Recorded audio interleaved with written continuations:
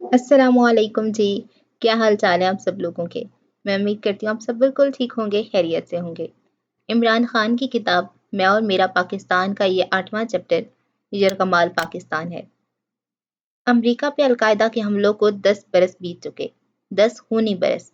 9 ستمبر 2001 کو new York کے جڑواں میناروں twin towers پہ حملے میں 3000 امریکی مارے گئے۔ عالمی اسلام آج تک اس حادثے کی قیمت چکا رہا ہے۔ امریکی رد عمل کے نتیجے میں مسلمان ممالک میں جتنی بڑی تباہی اور جس قدر شدید جانی نقصان ہوا، واشنگٹن اور نیو یارک میں اس کا اشر اشیر بھی نہ ہوا تھا۔ دہشت گردی کے خلاف جنگ کے نتیجے میں جاں بحق ہونے والے عظیم اکثریت کا 9/11 حملوں سے دور کا تعلق بھی نہ تھا۔ عراق پہ امریکی قبضہ کی مہم کے دوران مرنے والوں کا اندازہ 10 لاکھ تک لگایا گیا۔ تعداد میں اختلاف پایا جاتا ہے، یہ تو مگر واضح ہے کہ لاکھوں بے گناہ جان سے ہاتھ دھو بیٹھے۔ ان سے کہیں زیادہ زندگیاں زخم آلود ہو گئیں۔ 80% افغان شہریوں نے 9/11 کے بارے میں سنا تک نہیں تھا، لیکن پورے ایک عشرے سے وہ موت اور تباہی کا کھیل بھگت رہے ہیں۔ تجزیہ نگار فروخ سلیم کے مطابق 2003 سے 2010 کے دوران 33,467 پاکستانی دہشت گردی کے واقعات میں شہید ہوئے۔ ابھی اور کتنے مسلمانوں کو اس حملے کی قیمت چکانا ہے؟ پاگل پن پر مبنی دہشت گردی کے جنگ میں عراق اور افغانستان کو برباد کر کے رکھ دیا گیا اور تیسرے مسلمان ملک پاکستان کو تباہی کے دہانے پلا کھڑا کیا۔ ہزاروں برس سے آباد دیہات اجڑ گئے، بے شمار لوگ نئی طرح کی مشکل زندگی گزارنے کے لیے خیمہ بستیوں اور بڑے شہروں میں منتقل ہونے پہ مجبور ہوئے۔ ان میں سے کچھ کبھی واپس نہ جا سکیں گے۔ فارن پالیسی میگزین کے مطابق امریکی امداد کے باوجود یہ تینوں ممالک 10 ناکام ریاستوں کی فہرست میں شامل ہیں۔ تصویر کا دوسرا رخ اتنا ہی بھیانک ہے۔ امریکہ بہادر کی عوام کو بھی اس جنگ سے قطعاً کوئی فائدہ نہ پہنچا، الٹا یہ نقصان ہوا کہ امریکہ سے نفرت میں غیر معمولی اضافہ ہو گیا۔ امریکی شہری خود بھی یہ سمجھتے ہیں کہ 2001 کے مقابلے میں اب وہ کہیں زیادہ غیر محفوظ ہیں۔ دوسری طرف انکل سام اگر معاشی زوال کا شکار ہے تو یہ 10 سالہ مہم جوئی کے اس کی بنیادی اسباب میں سے ایک ہے۔ جوزف ایسٹیگلز اور لینڈا جے بلمز نے محض 2008 تک صرف عراق میں فوجی کارروائیوں کے خرچ کا تخمینہ 3 کھرب ڈالر لگایا۔ 2010 میں انہوں نے کہا کہ اصل اخراجات اس سے کہیں زیادہ ہیں۔ دہشت گردی کے خلاف مہم نے دنیا کی واحد عالمی طاقت کی ساکھ بہت بری طرح مجروح کر دی۔ کسی قوم کے مہذب ہونے کا پیمانہ یہ ہوتا ہے کہ آزمائش کی گھڑی میں وہ کیسے کردار کا مظاہرہ کرتی ہے۔ امریکہ پہ برا وقت آیا تو وہ سرخرو ہونے میں بری طرح ناکام ہو گیا۔ اس کی قیادت نے اپنی ہی اعلان کردہ اقدار اور اصولوں کو رون ڈالا، وہ اقدار اور اصول جو دنیا کے طول و عرض میں کئی نسلوں سے اس کی برتری کا سبب تھے۔ ان کا دعویٰ یہ تھا کہ نو آبادیاتی طاقتوں کے برعکس وہ بنی نوع انسان کے لیے آزادی اور مساوات کے علم بردار ہیں۔ دنیا میں کتنے ہی لوگ کبھی دوسری سامراجی طاقتوں سے امریکہ کا موازنہ کرتے اور اسے داد دیا کرتے تھے۔ وہ خود بھی اپنی تہذیب اور ماحول پہ نازاں تھے، اسے وہ امریکی سپنا کہتے تھے۔ حیرت ہے کہ اب بھی کہتے ہیں۔ اس وقت جب ہم اپنی آنکھوں سے انہی امریکیوں کے ہاتھوں دہشت گردی کے خلاف جنگ کے نام پہ ان اصولوں کو ہر روز قتل ہوتا ہوا دیکھتے ہیں، میرے خیال میں دوسری جنگ عظیم کے بعد 3 کروڑ انسانوں کے قتل کی ذمہ داری نازی قیادت کو عدالتی کارروائی کا حق دینا امریکہ کی اخلاقی برتری کا نقطۂ عروج تھا۔ برطانوی وزیر اعظم چرچل کا ارادہ تو وگرنہ یہ تھا کہ جرمن لیڈروں کو فوراً ہی موت کے گھاٹ اتار دیا جائے۔ امریکی صدر روز ویلٹ اس بات پہ مصر رہا کہ مقدمہ چلایا جائے گا اور باقاعدہ نیورمبرگ کے مقدمہ میں امریکہ کی جانب سے مقرر کردہ chief prosecutor justice Robert Jackson نے کہا تھا، معاہدوں کی خلاف ورزی اگر جرم ہے تو پھر جرمنی ہو یا امریکہ، دونوں کا جرم یکساں ہوگا۔ دوسروں کے جرائم پہ کوئی قانونی کارروائی اس وقت تک ہم کر نہیں سکتے جب تک ہم خود اس قانون کی پابندی نہیں کرتے۔ جرم و سزا کے باب میں یہ رحم دلی، توازن اور انسانی اخلاق کی اعلیٰ مثال تھی۔ 9/11 کے بعد مسلمانوں کو اتنا حق بھی نہ دیا گیا جو جرمنی کے مسلح قاتلوں کو ملا تھا۔ امریکہ اگر دہشت گردی کے ملزموں کو دشمن فوج کی جنگجو قرار دے کر خلیج گوانتانامو میں پھینکنے کی بجائے ان پہ مقدمات چلاتا تو ان کی اخلاقی ساکھ محفوظ رہتی۔ تاریخ کے اس نازک موڑ پہ تب شاید مسلمان یہ سوچتے کہ وہ ننگی جارحیت اور پاگل پن مبنی ناانصافی کا شکار نہیں۔ امریکہ کا منہ کالا ہو گیا، صرف اس لیے نہیں کہ افغانستان اور عراق پہ اس نے چڑھائی کی، بلکہ اس لیے بھی کہ پاکستان کے شمال مغربی علاقوں پہ بے رحمی سے ڈرون حملوں کا سلسلہ اب تک جاری ہے۔ صرف ابو غریب جیل اور خلیج گوانتانامو میں جنگی کیمپوں کی تشکیل ہی نہیں، محض قیدیوں کو ایسے علاقوں میں منتقل کرنے سے نہیں جہاں قانون تشدد اور ایذا رسانی کو روکتا، بلکہ اس لیے بھی کہ امریکی اب نہ برسر جنگ اور مجبوری کے انسانی قتل ایسی اصلاحات برتنے لگے ہیں۔ اب یہ نیا امریکہ تھا۔ عراق پہ حملے کے لیے اس نے انتہائی خطرناک ہتھیاروں کی موجودگی اور القاعدہ سے عراق کے تعلقات کی کہانی گھڑی۔ اس منافقت اور بددیانتی نے دنیا بھر کے مسلمانوں کو ششت کر کے رکھ دیا۔ صدام حسین کا اسامہ بن لادن کی اسلامی بنیاد پرستی سے کیا تعلق تھا؟ اس کے علاوہ امریکہ، ایران، عراق جنگ میں عراق کی پشت پناہی کرتا رہا تھا۔ اس بات کو لوگ کس طرح بھول جاتے کہ جو امریکہ عراق میں جمہوریت کے لیے بےتاب ہے، پچھلے کئی عشروں سے مشرقی وسطی میں آمروں اور بادشاہوں کی ڈٹ کر حمایت کرتا آیا ہے۔ کمیونزم سے تصادم کے ہنگام سر جنگ کے دنوں سے امریکہ تیسری دنیا میں آمروں کی حمایت کے لیے کمیونزم کے لیے خطرے کا ڈنڈا آج اسلامی بنیاد پرستی کا ہوا کھڑا کیا جا رہا ہے۔ 9/11 کے بعد روس سے لے کر اسرائیل اور اسرائیل سے بھارت تک تمام حکومتوں نے آزادی کے لیے جنگ کرنے والوں کے خلاف وحشی پن کی انتہا کر دی۔ اب ان کے پاس دہشت گردی کے خلاف جنگ کا بہانہ موجود ہے۔ کسی بھی مخالف آواز کو اندھی قوت کے ساتھ دبانے کی کوششوں نے انتہا پسندوں ہی کو فروغ دیا ہے۔ 2011 کے آغاز سے عرب دنیا میں پھیلنے والی بغاوت نے حکمرانوں کو غفلت کی حالت میں آ لیا۔ تاریخ میں لازمی طور پہ وہ ناپسندیدہ اور نامقبول حکمرانوں کے طور پہ یاد رکھے جائیں گے۔ امریکہ کے پالے ہوئے حسن مبارک کے تائید کے لیے امریکی ذرائع ابلاغ برسوں تک اسلامی خطرے کا ڈھنڈورا پیٹتے رہے۔ پاکستان میں پرویز مشرف نے بھی یہی کیا۔ حسن مبارک نے آخری دنوں میں امریکہ کو مداخلت پہ آمادہ کرنے کے لیے یہاں تک کہہ دیا کہ مصر پہ اسلامی انتہا پسندوں کا قبضہ ہو جائے گا۔ دوسری طرف معمر قذافی لیبیا میں اٹھنے والے طوفان کو بنیاد پرستوں اور القاعدہ کی کارستانی قرار دیتا رہا۔ معاملہ تو مختلف تھا۔ مصر اور تیونس میں مسلم عوام جمہوریت، قانون کی حکمرانی، روزگار کے مساوی مواقع اور مساوات کے نعرے لے کر اٹھے تھے۔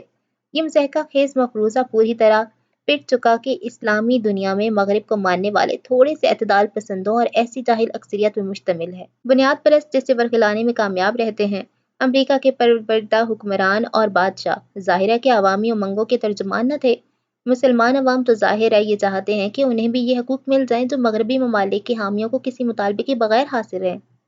شاہ ایران، افغانستان کے حامد کرزئی، ہمارے مشرف اور زرداری بظاہر اپنی قوم کو غلام بنا کر امریکہ کو فائدہ پہنچاتے، لیکن آخری تجزیے میں امریکی عوام کو اس سے نقصان کے سوا کچھ حاصل نہیں ہوتا۔ امریکی اشاروں پہ چلنے کی وجہ سے یہ حکمران عوام کی نظروں سے گر جاتے ہیں، ان کا اعتبار جاتا رہتا ہے اور یوں ایک پوری قوم امریکہ سے نفرت کرنے لگتی ہے۔ امریکی مصنف مائیکل شیور پاکستان اور افغانستان کے حوالے سے امریکی خارجہ پالیسی پر اپنی کتاب استعمار گھمنڈ میں لکھتا ہے، صرف یہ سبق سیکھنا کافی نہیں ہے کہ ہمارے مذموم مقاصد دوسرے لوگوں پہ پورے نہیں کر سکتے، بلکہ وہ ہمیں خود بھی ایسا کرنے نہ دیں گے۔ اپنے مشکل کاموں اور خون خرابے کے لیے دوسروں پہ انحصار کے ہم اتنے عادی ہو گئے ہیں کہ سچائی کو سمجھ نہیں سکتے۔ جنون کی حالت میں ہم اپنے کام ایسے لوگوں کو سونپ دیتے ہیں جو یا تو انہیں انجام دینے کی صلاحیت نہیں رکھتے یا پھر جان بوجھ کر کرتے ہی نہیں۔ مسلمان ملکوں میں ان اداروں کے بارے میں شکوک و شبہات کی ایک فصل بار آور ہو چکی ہے جو امریکی حملوں کو گھناؤنے ذاتی مفادات کے لیے استعمال کرتے ہیں۔ ان میں سب سے اہم وہ ہیں 1961 میں جن کا تعارف امریکی صدر آئزن ہاور نے انڈسٹریل ملٹری کمپلیکس نام سے کرایا تھا۔ ان کے علاوہ وہ لوگ جو نو قدامت پسند کہلاتے ہیں، انہی لوگوں نے نئی امریکی صدی کا منصوبہ دیا تھا۔ ان کے سوا واشنگٹن کا ایک تھنک ٹینک جو یہ سمجھتا ہے کہ امریکی اصولوں کو پوری دنیا پہ غالب ہونا چاہیے، اس مقصد کے لیے ان کے دانا اور دانشور مدت سے روز و شب مصروف عمل ہے۔ 9/11 کے حملوں نے نو قدامت پسندوں کو صدام حسین کے خاتمہ کا بہترین بہانہ فراہم کر دیا۔ یہ لوگ 1997 سے ایسا کرنے کے آرزومند تھے۔ امریکہ میں چھپنے والی کئی تحقیقی رپورٹوں سے یہ بات پوری طرح واضح ہے کہ عراق کا 9/11 کے حملوں سے دور کا واسطہ بھی نہ تھا۔ اسرائیل نے نو قدامت پسندوں کا ساتھ دیا۔ وہ عراق کو اپنے اور تیل کی صنعت کے لیے خطرہ سمجھتے رہے۔ ڈریک یونیورسٹی میں معاشیات کے استاد اسماعیل حسین زادے نے، جو امریکہ کی سیاست اور معیشت پہ ایک مشہور کتاب کے مصنف ہیں، کہا، فوجیوں، صنعت کاروں، سیکیورٹی اداروں اور مالیاتی امور کے ماہرین کا ایک مافیا امریکہ پہ قابض ہو چکا ہے۔ ان کا مقصد پوری دنیا پہ حتمی غلبہ حاصل کرنا ہے۔ اس ٹولے نے دنیا کو دشمن اور دوست میں تقسیم کر رکھا ہے۔ جارحیت اور جنگوں سے جیبیں بھرنے والا یہ گروہ دو مختلف فریقوں کو مجبور کر دیتا ہے کہ وہ عسکریت کا راستہ اختیار کریں۔ نتیجہ مزید عسکریت اور آمرانہ طرز حکومت کی صورت نکلتا ہے۔ امریکہ پوری دنیا کو عسکریت کی راہ پہ ڈال رہا ہے۔ اس سب کے پیچھے جنگ کے ذریعے منافع کمانے والا گروہ ہے۔ نہ صرف وہ دنیا کے مختلف ممالک میں قومی وسائل کی بربادی کا باعث ہے، بلکہ ان کے قرضوں میں روز افزوں اضافے کا موجب بھی بنتا ہے۔ یہی قوتیں مختلف انداز میں شکوک اور مزید تنازعات جنم دینے میں کوشاں رہتی ہیں۔ 9/11 کے واقعے پہ امریکی رد عمل بڑی حد تک احساس سے شکست سے پھوٹا۔ اس معاملے میں کئی غلطیاں اس نے کی۔ ایک بڑی غلطی یہ تھی کہ امریکہ طالبان اور القاعدہ میں احتجاج نہ کر سکا۔ طالبان فقط مقامی سطح پہ غلبہ حاصل کرنے کے لیے کوشاں تھے، قدیمی نظریات کے حامل لوگ، جبکہ القاعدہ ایک بین الاقوامی تنظیم ہے جو پوری دنیا میں امریکی مفادات کو نشانہ بنانے پہ تلی ہوئی ہے۔ طالبان ان مجاہدین کا حصہ ہیں جنہوں نے سوویت فوجوں سے ٹکر لی تھی۔ سوویت فوج نکل جانے کے بعد جو حکومتیں بنی وہ امن امان کی قیام اور تباہ حال افغانستان کی بحالی میں ناکام رہیں۔ طالبان رد عمل میں ابھرے۔ پاکستان میں طالبان حکومت نے سفیر ملا ضعیف نے اپنی کتاب طالبان کے ساتھ زندگی میں انتشار اور بدنظمی کی وہ کیفیت بیان کی جو طالبان سے پہلے تھی۔ جنگی سردار افغانستان پر بے رحمی سے اور ظلم سے حکومت کرتے، اسی پس منظر میں طالبان ابھر کر سامنے آئے۔ 1400 سال کی اسلامی تاریخ میں یہ پہلا موقع تھا کہ کہیں طالبان طرز کی مذہبی حکومت بنی۔ ملا ضعیف کے مطابق ملا عمر نے ان سے درخواست کی تھی کہ کار سرکار میں ان کی مدد کریں۔ طالبان کو معلوم نہ تھا کہ ریاست کو کیسے چلایا جاتا ہے۔ یہ وہ لوگ تھے جو جنگ کے میدان میں پل کر جوان ہوئے تھے۔ 16 برس تک انہوں نے صرف جنگ دیکھی تھی۔ افغانستان میں ہر طرف افراتفری تھی۔ ملا ضعیف کو مختلف وزارتوں کی ذمہ داریاں سونپی جاتی رہیں۔ طالبان میں ایسے پڑھے لکھے افراد کی تعداد نہ ہونے کے برابر تھی جو حکومت چلانے کے قابل ہوتے ہیں۔ امریکہ طالبان پہ الزام عائد کرتا ہے کہ انہوں نے القاعدہ کو پناہ دی۔ یہ بات درست نہیں۔ اسامہ بن لادن اور اس کی تنظیم طالبان کو ورثے میں ملی تھی۔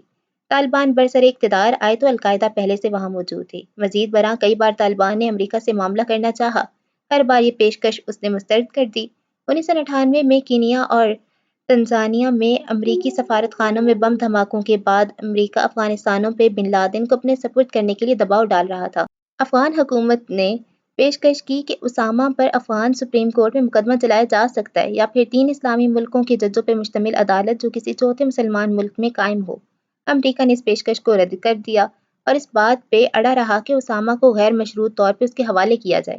ملا ضعیف کا دعویٰ ہے کہ امریکی اسامہ پر ہی کے عالمی عدالت میں مقدمہ چلانے سے بھی گریز کرتے۔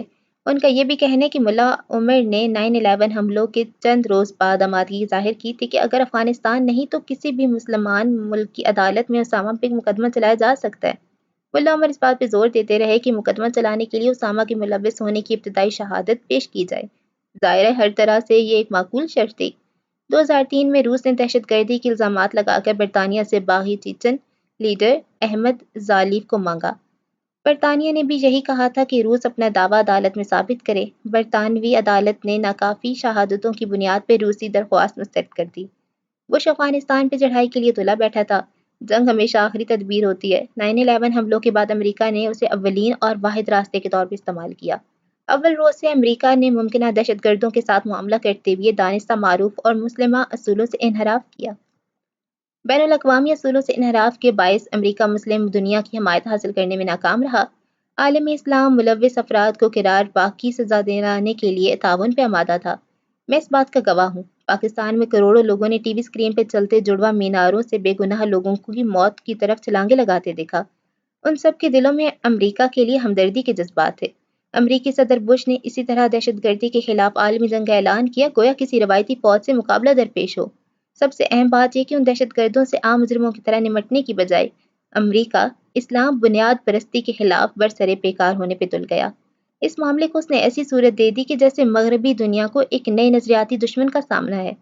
نئے دشمن کے خلاف خود کو بالکل اسی طرح وہ منظم کرنا چاہتا ہے جیسے ماضی میں فیشزم اور کمیونزم کے مقابل کیا تھا۔ امریکہ اور بعض یورپی حکومتوں نے عراق اور افغانستان کے خلاف جنگوں کے لیے عوامی حمایت کی خاطر ہر طرح کا جھوٹ بولا۔ حقائق کو انہوں نے توڑ مروڑ کر پیش کیا۔ اس رویے نے تاثر پیدا کیا کہ جیسے دنیا کا ہر مسلمان مجرموں میں کٹہرے میں کھڑا ہو۔ 9/11 حملوں کے بعد کسی صحافی کی جانب سے جو پہلی ٹیلی فون کال مجھے آئی وہ ITN کے مارٹن بشیر کی تھی۔ چھوٹتے ہی اس نے مجھ سے پوچھا، ایک مسلمان کی حیثیت سے کیا آپ اس حملے پہ شرمندہ نہیں؟ میں یہ سن کر ہکا بکا رہ گیا۔ مجھے احساس ہوا کہ دوسرے مغربی لوگ بھی ہمارے بارے میں اسی طرح سوچ رہے ہوں گے۔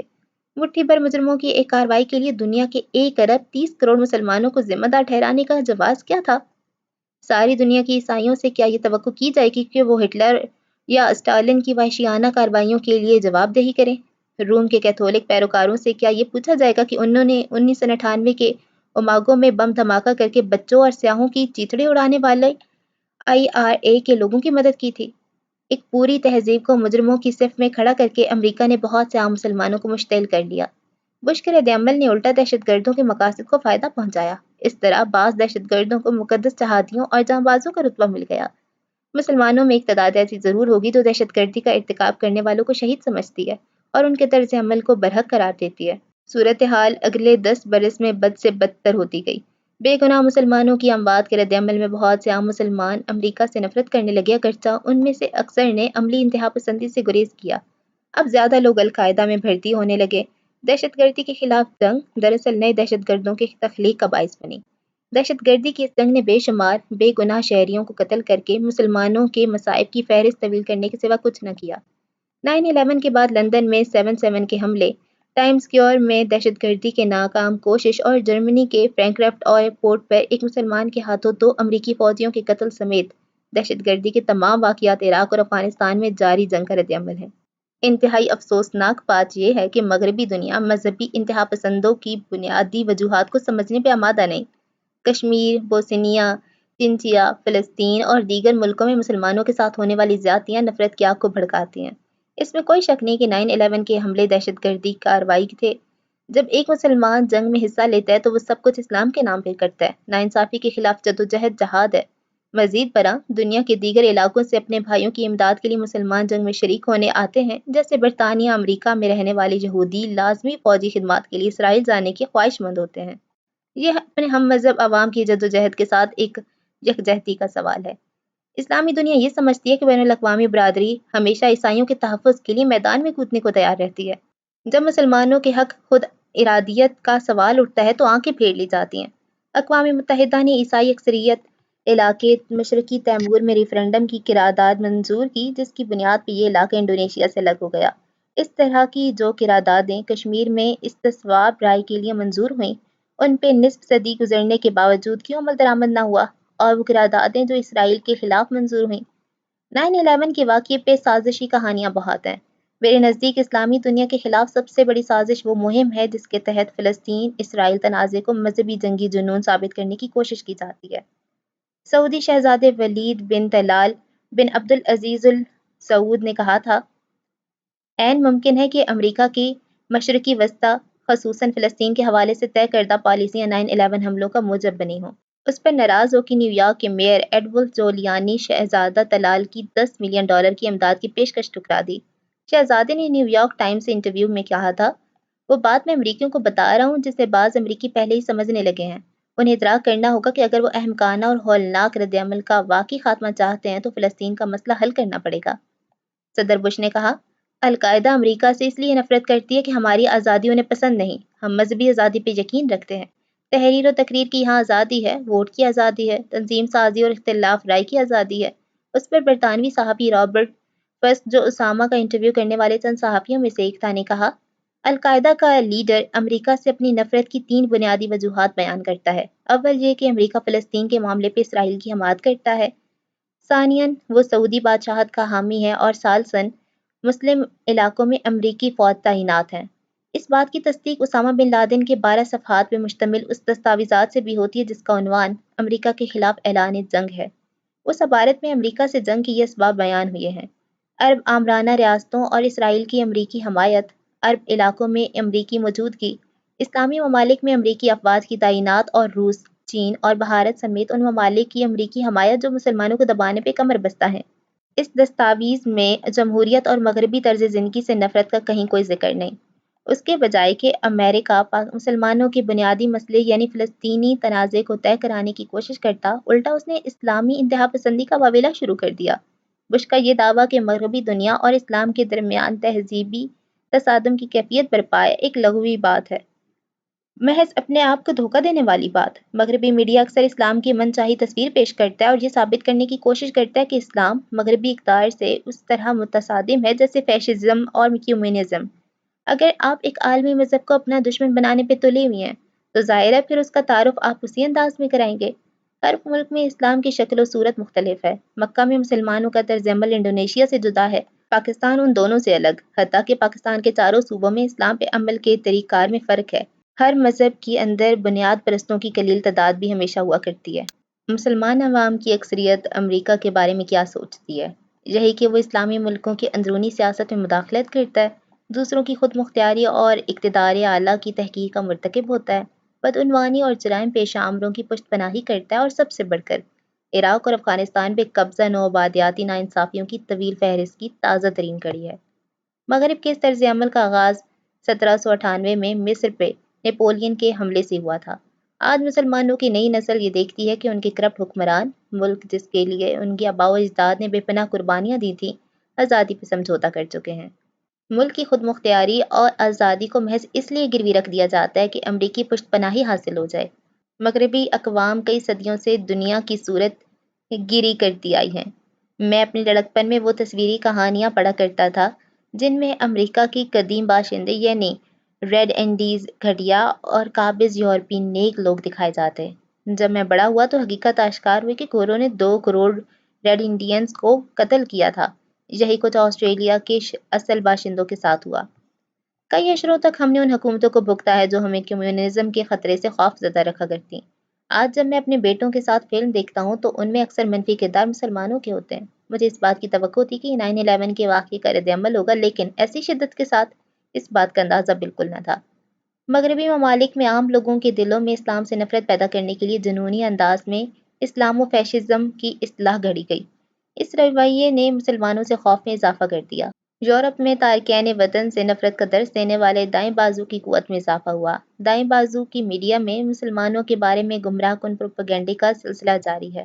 سنسنی خیز جھوٹی خبریں، فرانس میں برقع، سوئٹزرلینڈ میں مساجد کے مینار تعمیر کرنے پہ پابندی، نیو یارک میں تباہ شدہ ٹوئن ٹاورز کے قریب مسلمانوں کے کمیونٹی سینٹر کی موجودگی پہ شدید احتجاج، انہی چیزوں نے بنیاد پرستوں کو تقویت دی۔ اس طرز عمل نے عام مسلمانوں کو امریکہ سے دور کر دیا۔ بش کا رویہ یہ تھا کہ اگر تم ہمارے ساتھ نہیں تو ہمارے دشمن ہو۔ صدر بش اور وزیر اعظم ٹونی بلیئر کا کہنا یہ تھا کہ ہماری جنگ بنیاد پرست اسلام کے خلاف ہے۔ سوال یہ ہے کہ مغربی ممالک کی گلی کوچوں میں چلنے والا کوئی بھی شخص ایک عام مسلمان اور بنیاد پرست میں کس طرح تمیز کرے گا؟ میں نے اس پیش رفت کو دونوں طرف سے دیکھا ہے۔ اس طرح مجھے صورتحال کا تجزیہ کرنے کا ذرا بہتر موقع حاصل ہے۔ ایک جانب میں یہ جانتا ہوں کہ مغرب میں لوگ دہشت گردی کے خلاف جنگ کو کس نظریے سے دیکھتے ہیں۔ دوسری جانب ایک سیاستدان کی حیثیت سے مجھے معلوم ہے کہ پاکستان کی گلی کوچوں میں لوگ امریکہ اور یورپ کے طرز فکر کو اسلام کے خلاف جنگ کیوں سمجھتے ہیں۔ انتہائی دکھ کے ساتھ میں اس صورتحال کو دیکھ رہا ہوں۔ دہشت گردی کی جنگ کے حوالے سے اصل حقائق سے ناآشنائی اسلامی دنیا کے درمیان انتشار کے عمل کو مزید فروغ دیتی ہے۔ دہشت گردی کے خلاف جنگ ایک طرف اس جھوٹے تصور کو فروغ دیتی ہے کہ اسلام بنیاد پرستی اور تشدد کا دوسرا نام ہے۔ دوسری طرف 2008 میں شائع ہونے والے عالمی گیلپ سروے سے ظاہر ہوا ہے کہ مسلمانوں کی غالب اکثریت 9/11 کے حملوں کی مذمت کرتی ہے۔ اس کا مطلب یہ ہے کہ مسلمان عوام سیاست اور تحریر و تقریر میں آزادی، انصاف پر مبنی عدالتی نظام اور جمہوریت کے حوالے سے مغرب سے مختلف انداز فکر نہیں رکھتے۔ اکثر غیر مسلموں کی طرح وہ بھی مقدس جنگ اور خون خرابی کی بجائے بہتر ملازمت اور تحفظ کا خواب دیکھتے ہیں۔ 2011 میں مشرقی وسطیٰ میں اٹھنے والی تحریکیں کیا بتاتی ہیں؟ گیلپ سروے سے حاصل ہونے والے نتائج کی وہ عملاً تصدیق کرتی ہیں۔ اسی سروے کے مطابق پوری دنیا میں صرف 7% لوگوں نے اس حملوں کو جائز قرار دیا۔ جو لوگ اس طرح سوچتے ہیں وہ مذہبی دشمنی کے سبب نہیں بلکہ اپنے ملکوں پہ امریکی غلبے سے ناراض ہیں۔ سروے کے مطابق مسلمانوں سے جب پوچھا گیا کہ مغربی دنیا میں بہترین چیز کیا ہے، ان کا جواب تھا جدید ٹیکنالوجی اور جمہوریت۔ یہی سوال امریکی شہریوں سے پوچھا گیا تو ان کا بھی جواب یہی تھا۔ یونیورسٹی آف شکاگو کے ماہر سیاسیات اور رابرٹ پیپ خود کش حملہ آوروں اور اسلامی بنیاد پرستی کے حوالے سے پائے جانے والے نظریات کو احمقانہ قرار دیتے ہیں۔ 1980 سے 2003 تک دنیا میں ہونے والے تمام خودکش حملوں کے تجزیے کے بعد نتیجہ یہ ہے کہ شری لنکا کے تامل ٹائگرز اس میں سر فہرست ہیں۔ یہ ہندو پس منظر کے حامل سیکولرزم اور کمیونزم کی قائل تنظیم تھی۔ اس سے یہ بھی پتہ چلا کہ خودکش دہشت گردی کی 95% کارروائیاں بہت بڑی تنظیموں نے کی، مذہبی نہیں، سیکولر اور سیاسی مقاصد کے لیے۔ یہ حملے ایسے علاقوں پہ فوجی قبضے کے رد عمل میں ہوئے جنہیں دہشت گرد اپنا وطن سمجھتے تھے۔ ایک اور اہم بات اس تحقیق سے یہ سامنے آئی کہ اکثر خودکش حملہ آور متوسط طبقہ سے تعلق رکھنے والے، تعلیم یافتہ اور کٹر نظریاتی افراد ہوتے ہیں، غریب، جاہل اور مذہبی جنونی نہیں۔ ہمارے ڈالروں کے بھوکے حکمران مغربی دنیا کو جس کا یقین دلانے پہ کمر بستہ ہیں۔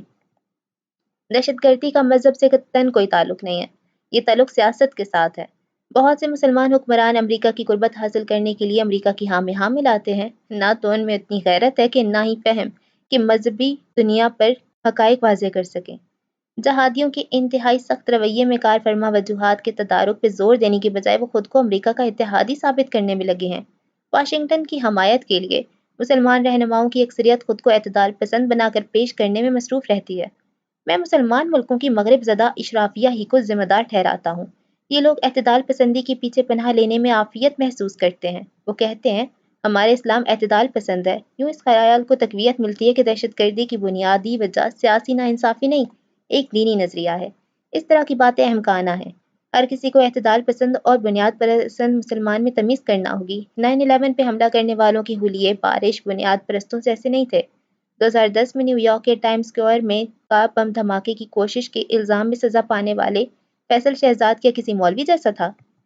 اسلامی دنیا کے اشرافیہ کو مغرب کے حملوں کا مقابلہ کرنے میں اجتماعی ناکامی کا سامنا ہے۔ ہمارے اہل دانش اپنا کردار ادا کرنے میں شرمناک اور مجرمانہ غفلت کے مرتکب ہوئے۔ جو بھی دہشت گردی کے اسباب کی نشاندہی یا سیاسی حل کی بات کرتا ہے ان دہشت گردوں کا کمانڈر قرار دیا جاتا ہے۔ اکثر یہ کہا جاتا ہے کہ ایسے لوگ برطانوی وزیر اعظم چیمبرلین کی طرح ہیں جو امن کی آرزو میں ہٹلر سے مؤدب ہو کر ملا تھا، اس پر بحث کا گلا دبا دیا جاتا ہے۔ یہ طرز عمل گوئلز کے پروپیگنڈا کی یاد دلاتا ہے جس نے پوری بے حیائی اور بے شرمی سے جھوٹ کو فلسفہ بنا دیا۔ جب کوئی اعتراض کرتا تو اسے غیر محب وطن کہا جاتا، حتیٰ کہ غداری کا الزام لگا دیا جاتا۔ دوسری جانب مغربی دانشور اسلام سے پیدا کیے گئے خوف کا مقابلہ کرنے اسی لیے قاصر ہیں کہ وہ اسلام کے بارے میں جانتے ہی نہیں۔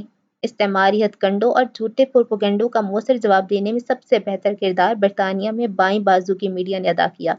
ان میں گارجین اور انڈیپینڈنٹ اخبارات اہم ہیں۔ برطانیہ کے پاکستانی نژاد صحافی طارق علی مختلف طرح کے آدمی ہیں۔ پاکستان میں بائیں بازو کے اخبار نویس اور دانشور دہشت گردی کے جنگ میں روا رکھی جانے والی انسانی حقوق کی خلاف ورزیوں پہ اصولی موقف اختیار کرنے میں بری طرح ناکام رہے۔ وجہ بہت ہی دلچسپ ہے۔ پورے اخلاص کے ساتھ وہ سمجھتے ہیں کہ پاکستان میں طالبان کے اقتدار کا خطرہ موجود ہے۔ ان کے خیال میں یہ خطرہ ڈرون حملوں اور قبائلی علاقوں میں انسانی حقوق کی خلاف ورزیوں سے کہیں زیادہ سنگین ہے۔ ان صحافیوں اور کالم نگاروں نے جو ماضی میں استعماری قوتوں کے خلاف ڈٹ کر لکھنے کی شہرت رکھتے تھے، اچانک دہشت گردی کی جنگ میں امریکہ کی حمایت شروع کر دی۔ پاکستان کی خود مختاری کو لاحق خطرات اور اپنے ہی شہریوں پہ ہونے والی بمباری اور ان کی مکمل خاموشی کانوں کے پردے پھاڑتی ہے۔ اس سے بڑی ستم ظریفی کیا ہوگی کہ خود کو لبرل کہنے والے بعض صحافی ڈرون طیاروں، پاک فضائیہ کے طیاروں، گن شپ ہیلی کاپٹروں اور توپ خانوں سے دیہات پہ گولہ باری کے مکمل حامی ہیں۔ شہریوں، خواتین اور بچوں کے قتل کو مجبوری کے نقصان کے نام پہ ہضم کر لینے پہ آمادہ ہیں۔ این جی اوز اس بارے میں کچھ نہ کرتی تھیں کہ ان کے بجٹ کا بڑا حصہ مغربی ممالک سے آتا ہے۔ اہم سیاسی جماعتوں بھی خاموش ہیں کہ کہیں امریکی حمایت سے محروم نہ ہو جائیں۔ اس صورتحال میں میری پارٹی اور مذہبی جماعتیں ہی اس پالیسی کے خلاف کھڑی ہیں۔ 9/11 کے بعد سے میری سیاسی جدوجہد کا محور کرپشن اور دہشت گردی کے مخالف رہا ہے۔ اس حوالے سے میں پاکستان اور مغربی دنیا کو درپیش طویل المیعاد تپاہکن نتائج کی نشاندہی کرتا رہا۔ اسی بنا پر پاکستان کے انگریزی اخبارات و جرائد سے وابستہ نام نہاد لبرل صحافیوں نے مجھے دائیں بازو کا انتہا پسند حتیٰ کہ طالبان کا حامی تک قرار دے ڈالا۔ میں نے ہمیشہ یہ موقف اختیار کیا کہ افغانستان اور پاکستان کے قبائلی علاقوں میں فوجی آپریشن ناکام رہے گا۔ در حقیقت یہ جنگ معاشرے میں بنیاد پرستی کو فروغ دے گی۔ نئے دہشت گرد رد عمل میں پیدا ہوتے ہیں۔ 2010 اور 2011 میں سامنے آنے والی وکی لیکس کے انکشافات میں بتایا گیا ہے کہ پاکستان میں امریکی سفیر این ڈبلیو پیٹرسن کا خیال بھی یہی تھا کہ فائدے کی بجائے ڈرون حملوں اور فوجی کارروائیوں سے الٹا نقصان ہوگا۔ ہمارے والدین نے یہ بتا بتا کر ہمارے بڑا کیا کہ تم کیسے خوش قسمت ہو کہ ایک آزاد وطن میں پیدا ہوئی ہے، اس خطے میں جو صدیوں تک غلامی کا شکار رہا۔ اب جب میں دیکھتا ہوں کہ مشرف اور زرداری نے ملک کی خود مختاری امریکہ کے پاس گروی رکھ دی ہے تو بہت ذلت کا احساس ہوتا ہے۔ دیکھنا یہ چاہیے کہ افغانستان کے ساتھ تعلقات میں کے باب میں مشرف نے اصولوں کو کس طرح پامال کیا۔ 9/11 کے فوراً بعد امریکہ نے پاکستان کو 7 مطالبات پر مشتمل ایک فہرست دی جس میں پاک افغان سرحد پہ القاعدہ کی سرگرمیوں کی روک تھام، انٹیلیجنس معلومات کی فراہمی، پاکستان کے فضائی اور بحری اڈوں تک امریکہ کی رسائی، افغانستان کی طالبان حکومت سے تمام تعلقات منقطع کرنے اور ان کے لیے جاری تیل کی ترسیل بند کرنے کے تقاضے شامل تھے۔ مشرف نے فوراً ہی یہ 7 مطالبات تسلیم کر لیے۔ بھارت کے مقابل افغانستان میں تصویراتی گہرائی کی حکمت عملی بنیادی اہمیت کی حامل ہے، چنانچہ افغانستان کے ساتھ تعلقات اچھے لازم ہیں۔ مشرقی محاذ سے کسی ممکنہ حملے سے نمٹنے کے لیے کابل میں پاکستان کے حامی حکومت کا ہونا ضروری ہے۔ پاکستان نے 1996 میں طالبان حکومت کو تسلیم کر لیا تھا۔ مشرف نے بہت تیزی سے اور خوشی خوشی امریکی مطالبات مان لیے، گوا وہ پہلے ہی تیار بیٹھے تھے۔ مشرف کی ایسی تابعداری پہ خود امریکہ بھی حیران تھا۔ پاک فوج کو اس سے مایوسی ہوئی، لوگوں کو شدید دھچکا لگا۔ وہ ہمیں ایسے حالات میں دہشت گردی کی جنگ میں گھسیٹ لے گیا جب 9/11 کے حملوں میں کوئی پاکستانی ملوث نہ تھا۔ افغانستان میں موجود القاعدہ امریکی CIA کی تربیت یافتہ تنظیم تھی اور پاکستان میں طالبان جنگجوؤں کا کوئی وجود نہ تھا۔ امریکی خفیہ ایجنسیوں کو پاکستان نے کھلی چھٹی دے دی کہ وہ دہشت گردی کے شبہ میں کسی بھی پاکستانی یا غیر ملکی کو اٹھا لے جائیں۔ امریکہ کی دھونس دھمکی سے سہمے ہوئے پاکستانی اشرافیہ سے تعلق رکھنے والے سیاست دانوں نے نہایت بے شرمی کے ساتھ ڈالروں کے بدلے اپنے لوگ امریکہ کے حوالے کرنے کا سلسلہ شروع کر دیا۔ مسئلہ یہ تھا کہ کوئی منصوبہ بندی مشرف نے ہرگز نہ کی تھی۔ اسے کچھ معلوم نہیں تھا کہ کس وقت سمجھوتہ کرنا ہے اور کس وقت گریز اور انکار۔ کوئی منتخب پارلیمنٹ اور کابینہ موجود نہ تھی جس میں فیصلوں پہ بحث ہوتی۔ وقتی ضرورت اور مفاد پرستی کی بنیاد پہ فیصلہ ہوا۔ بے شک 9/11 کی ذمہ داریوں کے گرفتاری میں امداد کی پیشکش کرنا چاہیے تھی۔ پاکستان کے سب سے بڑے عہدے پہ فائز ہونے کے باعث وہ اس قابل تھے کہ القاعدہ سے نمٹنے کے حوالے سے امریکہ کو مشورہ دیتے۔ پاکستانی حکمران کی حیثیت سے ان کی بنیادی ذمہ داری یہ تھی کہ ملک کے مفادات پہ حرف نہ آئے۔ انہوں نے عوام کی یہ حمایت حاصل کرنے کے لیے بالکل وہی ہتھیار برتا جو بش نے امریکہ عوام کو دھوکہ دینے کے لیے استعمال کیا تھا، یعنی ڈرا دینے کا عمل۔ ان کا دعویٰ یہ تھا، ایٹمی اثاثوں کو بچانے اور کشمیر پالیسی پہ تائید کے لیے امریکہ سے تعاون ضروری ہے۔ 9/11 کے کچھ عرصہ بعد کل جماعتی کانفرنس میں انہوں نے ہمیں بتایا کہ امریکہ کی حالت اس وقت کسی زخمی ریچھ جیسی ہے جو غصے میں چاروں طرف ہاتھ پاؤں مار رہا ہے۔ ہمیں وہی کچھ کرنا ہوگا جو امریکہ چاہتا ہے ورنہ وہ ہمیں برباد کر کے رکھ دے گا۔ جنرل مشرف نے بعد ازاں یہ لکھا، امریکہ کے نائب وزیر خارجہ رچرڈ آرمٹیج نے ISI کے سربراہ جنرل محمود سے کہا تھا کہ پاکستان کو امریکہ کی مدد کرنا ہوگی ورنہ اسے پتھر کے زمانے میں پہنچا دیا جائے گا۔ انہوں نے ہمیں بتایا کہ بھارت ہماری جنگ کا طالبان کے خلاف امریکہ کا اتحادی بننے کے لیے تیار ہے۔ یہ بھی کہا کہ امریکہ بھارت کو استعمال کر کے ہمیں اسی طرح تباہ کر سکتا ہے جیسے انہوں نے افغانستان میں شمالی اتحاد کے ہاتھوں طالبان کو دبا کر ڈالا تھا۔ میں نے اپنی پوری زندگی میں پاکستانیوں کو امریکی اشتعال سے ایسا خوف زدہ ہوتے کبھی نہ دیکھا تھا۔ یہ ایک مثال تھی کہ حکمران طبقات کس طرح خوف کا ہتھیار استعمال کر کے لوگوں کو اپنی راہ پہ لے آتے ہیں۔ دوسری طرف یہ بھی واضح ہوا کہ جس حکمت عملی کو خوف پہ استوار کیا جائے وہ تباہ کن ثابت ہوا کرتی ہے۔ اب 10 سال کے بعد لوگوں کو یہ بات پوری طرح سمجھ آ رہی ہے کہ خوف کی حالت میں کیے گئے فیصلوں نے پاکستان کو داؤ پہ لگا دیا ہے۔ امریکی مطالبات کے سامنے بار بار گھٹنے ٹیکنے کی روش پرویز مشرف کی دلیل یہ تھی کہ بہرحال ہمیں صدر بش کا ساتھ دینا ہوگا ورنہ فائدہ بھارت کو پہنچے گا۔ انہوں نے غلط کہا تھا، بالکل غلط۔ افغانستان پہ امریکی قبضہ ہوا تو پاکستان کے حامی حکومت کا خاتمہ ہو گیا۔ اب وہاں بھارت نواز لوگ براجمان ہیں۔ بھارت ہمیشہ سے ہمارا حریف تھا، اب بھی ہے۔ اب وہ افغانستان میں مالی امداد، قونصل خانوں کے جال اور تجارت کے علاوہ ٹیلی ویژن اور بظاہر فروغ فلم جیسے بے ضرر ذرائع استعمال کر کے اپنے اثرات بڑھاتا جا رہا ہے۔ پاکستان کے گرد گھیرا تنگ کیا جا رہا ہے، جبکہ دوسری طرف ہماری تمام تر کوششوں کے باوجود امریکہ نے بھی کسی رعایت کا مستحق نہیں سمجھا۔ تمام قربانیوں کے باوجود اگر امریکہ کے خلاف کسی بھی کارروائی میں کوئی ایسا فرد شامل ہو جس کا کوئی تعلق کسی طرح بھی پاکستان سے بنتا ہو تو ہم دشنام کا نشانہ ہوتے۔ ممتاز صحافی باب وڈورڈ اپنی کتاب اوباما کی جنگ میں لکھتا ہے، اگر فیصل شہزاد نیو یارک میں بم دھماکہ کرنے میں کامیاب ہو جاتا تو امریکہ پاکستان کے اندر دہشت گردوں کے 150 محفوظ ٹھکانوں پہ بمباری کرتا۔ وکی لیکس سے منظر عام پہ آنے والی معلومات سے کیا ظاہر ہوا؟ یہی کہ پاکستان میں امریکی سفارت خانے کو تقریباً وہی حیثیت حاصل ہے جو انگریزی دور میں برطانوی وائسرائے کو ہوا کرتی تھی۔ ذرا سی تنقید بھی اسے گوارا نہیں۔ پاکستان کی حکومت امریکی کی اتحادی ہے اور خود انہی کی نگاہ میں پاکستان کے عوام بدترین دشمن۔ امریکہ اور یورپ میں مسلمانوں کے ساتھ ناروا سلوک کی بہت سی مثالیں موجود ہیں۔ مقدونیہ میں 6 پاکستانیوں کو دہشت گردی کے شبہ میں ہلاک کر دیا گیا۔ بعد میں معلوم ہوا کہ وہ بیچارے تو سیدھے سادے کاروباری لوگ تھے۔ یونان میں 5 پاکستانی تاجروں کو جیل میں ڈال دیا گیا، ان سے تفتیش کی گئی اور انہیں تشدد کا نشانہ بنایا گیا۔ تفتیش مکمل ہوئی تو یہ سب بے گناہ ثابت ہوئے۔ برطانیہ میں بہت سے ایسے واقعات ہیں جن میں پاکستانیوں کو اٹھا لیا گیا۔ بدترین معاملہ وہ تھا جب دہشت گردی کے شبہ میں 7 پاکستانی طالب علموں کو 6 ماہ تک ایک بدترین جیل میں رکھا گیا۔ بے گناہ ثابت ہونے پہ انہیں ملک سے نکال دیا گیا۔ ان طلباء میں سے 2 مجھ سے ملاقات کے لیے میرے اسلام آباد دفتر آئے۔ یہ عام گھرانوں کے بچے تھے جن کے والدین حصول تعلیم کی خاطر انہیں انگلینڈ بھیجنے کے لیے اپنا سب کچھ داؤ پہ لگا دیتے ہیں۔ بے گناہ ثابت ہو جانے کے باوجود انہیں نکال پھینکا گیا، ان کا مستقبل تباہ کر دیا گیا۔ فضائی سفر کے دوران کئی بار ایسے پاکستانیوں سے میری ملاقات ہوئی جو امریکہ میں قیام کے دوران اپنے اٹھائے جانے، جیل میں ناروا سلوک اور پھر ملک بدر کرنے کی ہولناک کہانیاں سناتے رہے۔ دہشت گردی کی جنگ کے خلاف مسلسل اور کھلے عام میرے احتجاج کی بنا پہ تباہ کاری کا شکار بہت سے لوگ مدد کے لیے مجھ سے رابطہ کرتے رہے ہیں۔ 9/11 کے بعد غیر پاکستانی مسلمان خصوصاً پاکستان میں رہنے والے عرب باشندوں کی پوزیشن بہت نازک ہو چکی ہے۔ غیر ملکی مسلمانوں کو جس تذلیل کا نشانہ بنایا گیا وہ ہماری تاریخ کا انتہائی شرمناک باب ہے۔ ان سب کو بدترین دہشت گرد سمجھ لیا گیا۔ یہ موقع بھی اب بھی دیا نہ گیا کہ وہ خود کو بے گناہ ثابت کریں۔ بہت سے غائب کر دیے گئے، بعض کو موت کے گھاٹ اتار دیا گیا، یہ جانے بغیر ہی کہ وہ قصوروار بھی تھے یا یکسر معصوم۔ یہ وہ مرحلہ تھا جہاں امریکہ نے خود کو دہشت گردی سے محفوظ بنانے پہ اکتفا نہ کیا بلکہ ڈٹ کر دوسرے ملکوں میں انسانی حقوق کی خلاف ورزیاں کیں اور براہ راست خود بھی اور اپنے ایجنٹ حکمرانوں کے ذریعے اس عمل کی اور زیادہ پشت پناہی کی۔ برطانیہ میں 7/7 کے حملوں کے بعد برازیل کے ایک بے گناہ شہری کو پولیس نے مار کر ہلاک کر دیا تھا تو پوری برطانوی قوم سراپا احتجاج بن گئی۔ باقاعدہ تحقیقات کرنا پڑی اور مرنے والے کے ورثہ کو معاوضہ دیا گیا۔ لیکن پاکستان میں حالت وہ رہی جس کا میں نے ابھی ذکر کیا ہے۔ انسانی زندگی کی کوئی قیمت ہی نہیں۔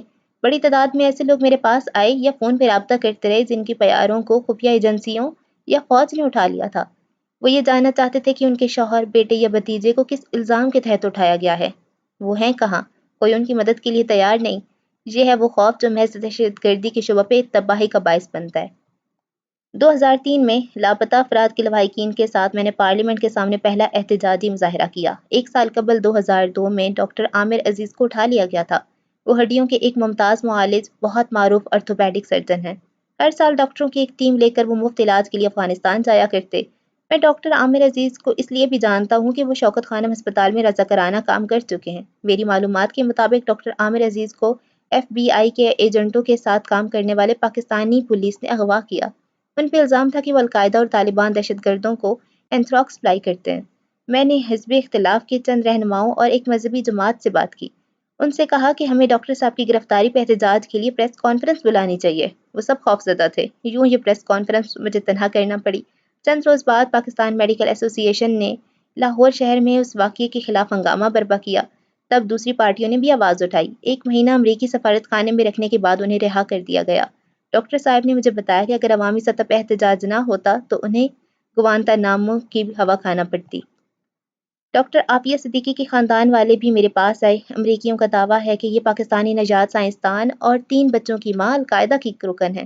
اس کے خلاف دہشت گردی کے جرم میں کارروائی نہ ہوئی بلکہ ایک اور ڈرامہ رچایا گیا۔ عافیہ کے خاندان کا کہنا ہے کہ 2003 سے 2005 تک وہ لاپتہ رہیں۔ اس دوران وہ امریکی کی قید میں تھیں جہاں اسے بدترین تشدد کا نشانہ بنایا جاتا رہا۔ امریکہ اس الزام کی تردید کرتا رہا۔ فروری 2011 میں عافیہ کے وکیل نے ایک آڈیو ٹیپ جاری کی جو عافیہ کے گھر والوں کی دعویٰ کی تصدیق کرتی ہے۔ ٹیپ پاکستان کے انسداد دہشت گردی ادارے کے عمران شوکت نامی ایک سینئر اہلکار کے بیان پر مشتمل ہے۔ واضح الفاظ میں وہ تصدیق کرتا ہے کہ پاکستانی پولیس نے 2003 میں عافیہ کو گرفتار کر کے ISI کے حوالے کیا۔ برطانوی صحافی ایوان ریڈلے کے مطابق قیدی نمبر 560 عافیہ کا المیہ عجیب اور پراسرار ہے۔ اس خاتون کی چیخیں اور آہ و بکا کی صدائیں افغانستان کے بیگرام ہوائی اڈے پر موجود دوسرے قیدیوں کے لیے اذیت کا باعث تھیں۔ جب پہلی بار وہ لاپتہ ہوئی تو اس کے چچا نے ذاتی طور پر مجھے فون کر کے اطلاع دی۔ انہوں نے بتایا کہ آخری بار اس نے اپنے خاندان سے تب رابطہ کیا جب وہ اپنے 3 بچوں کے ساتھ کراچی سے اسلام آباد آنے کے لیے ریل گاڑی میں سوار ہوئیں۔ وہ ہوائی جہاز کے سفر سے خوفزدہ تھیں۔ اس نے سنا تھا کہ اس کا نام FBI کی فہرست میں شامل ہے۔ عافیہ کی ماں نے فون کر کے مجھ سے مدد کی درخواست کی۔ میں نے ان کے ہمراہ ایک پریس کانفرنس پر آمادگی کا اظہار کیا۔ اگلے روز انہوں نے انکار کر دیا۔ خفیہ ایجنسی کے طرف سے فون پر انہیں دھمکی ملی کہ اپنے ارادے پہ انہوں نے عمل کیا تو وہ اپنی بیٹی اور نواسوں کو آئندہ کبھی نہ دیکھ سکیں گی۔ ابتدا میں پیپلز پارٹی اور مسلم لیگ نے عافیہ کے معاملے کو چھوا تک نہیں۔ مغرب کی امداد پہ پلنے والی NGOs کو بھی انسانی حقوق کی فکر لاحق نہ ہوئی۔ وہ یکسر الگ تھلگ رہیں۔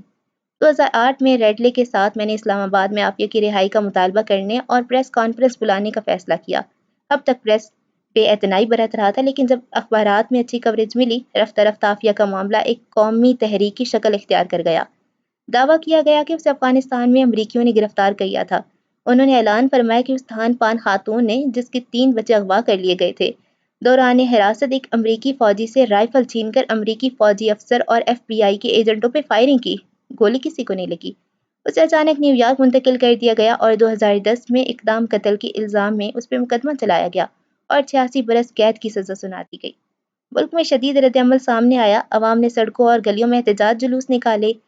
عراق اور افغانستان میں معصوم شہریوں کے خون سے ہاتھ رنگنے والے امریکی فوجیوں کو کبھی سزا نہ دی گئی۔ CIA کا اہلکار ریمنڈ ڈیوس لاہور میں 2 نوجوانوں کو قتل کر ڈالتا ہے تو چوری چھپے اسے طیارے میں بٹھا کر امریکہ بھیج دیا جاتا ہے۔ 2008 میں کراچی میں مقیم وزیرستان سے تعلق رکھنے والی میری جماعت کا ایک رکن اچانک غائب ہو گیا۔ فرنٹیئر فورس کے نوجوان نے اسے اٹھایا اور پشاور کے قلعہ بالا حصار میں لے گئے۔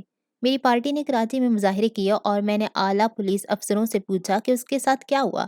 چند روز بعد اسے رہا کر دیا گیا۔ پتہ چلا کہ نہ صرف فرنٹیئر فورس کے اہلکاروں نے اسے تفتیش کی بلکہ چند امریکی بھی پوچھ گچھ فرماتے رہے۔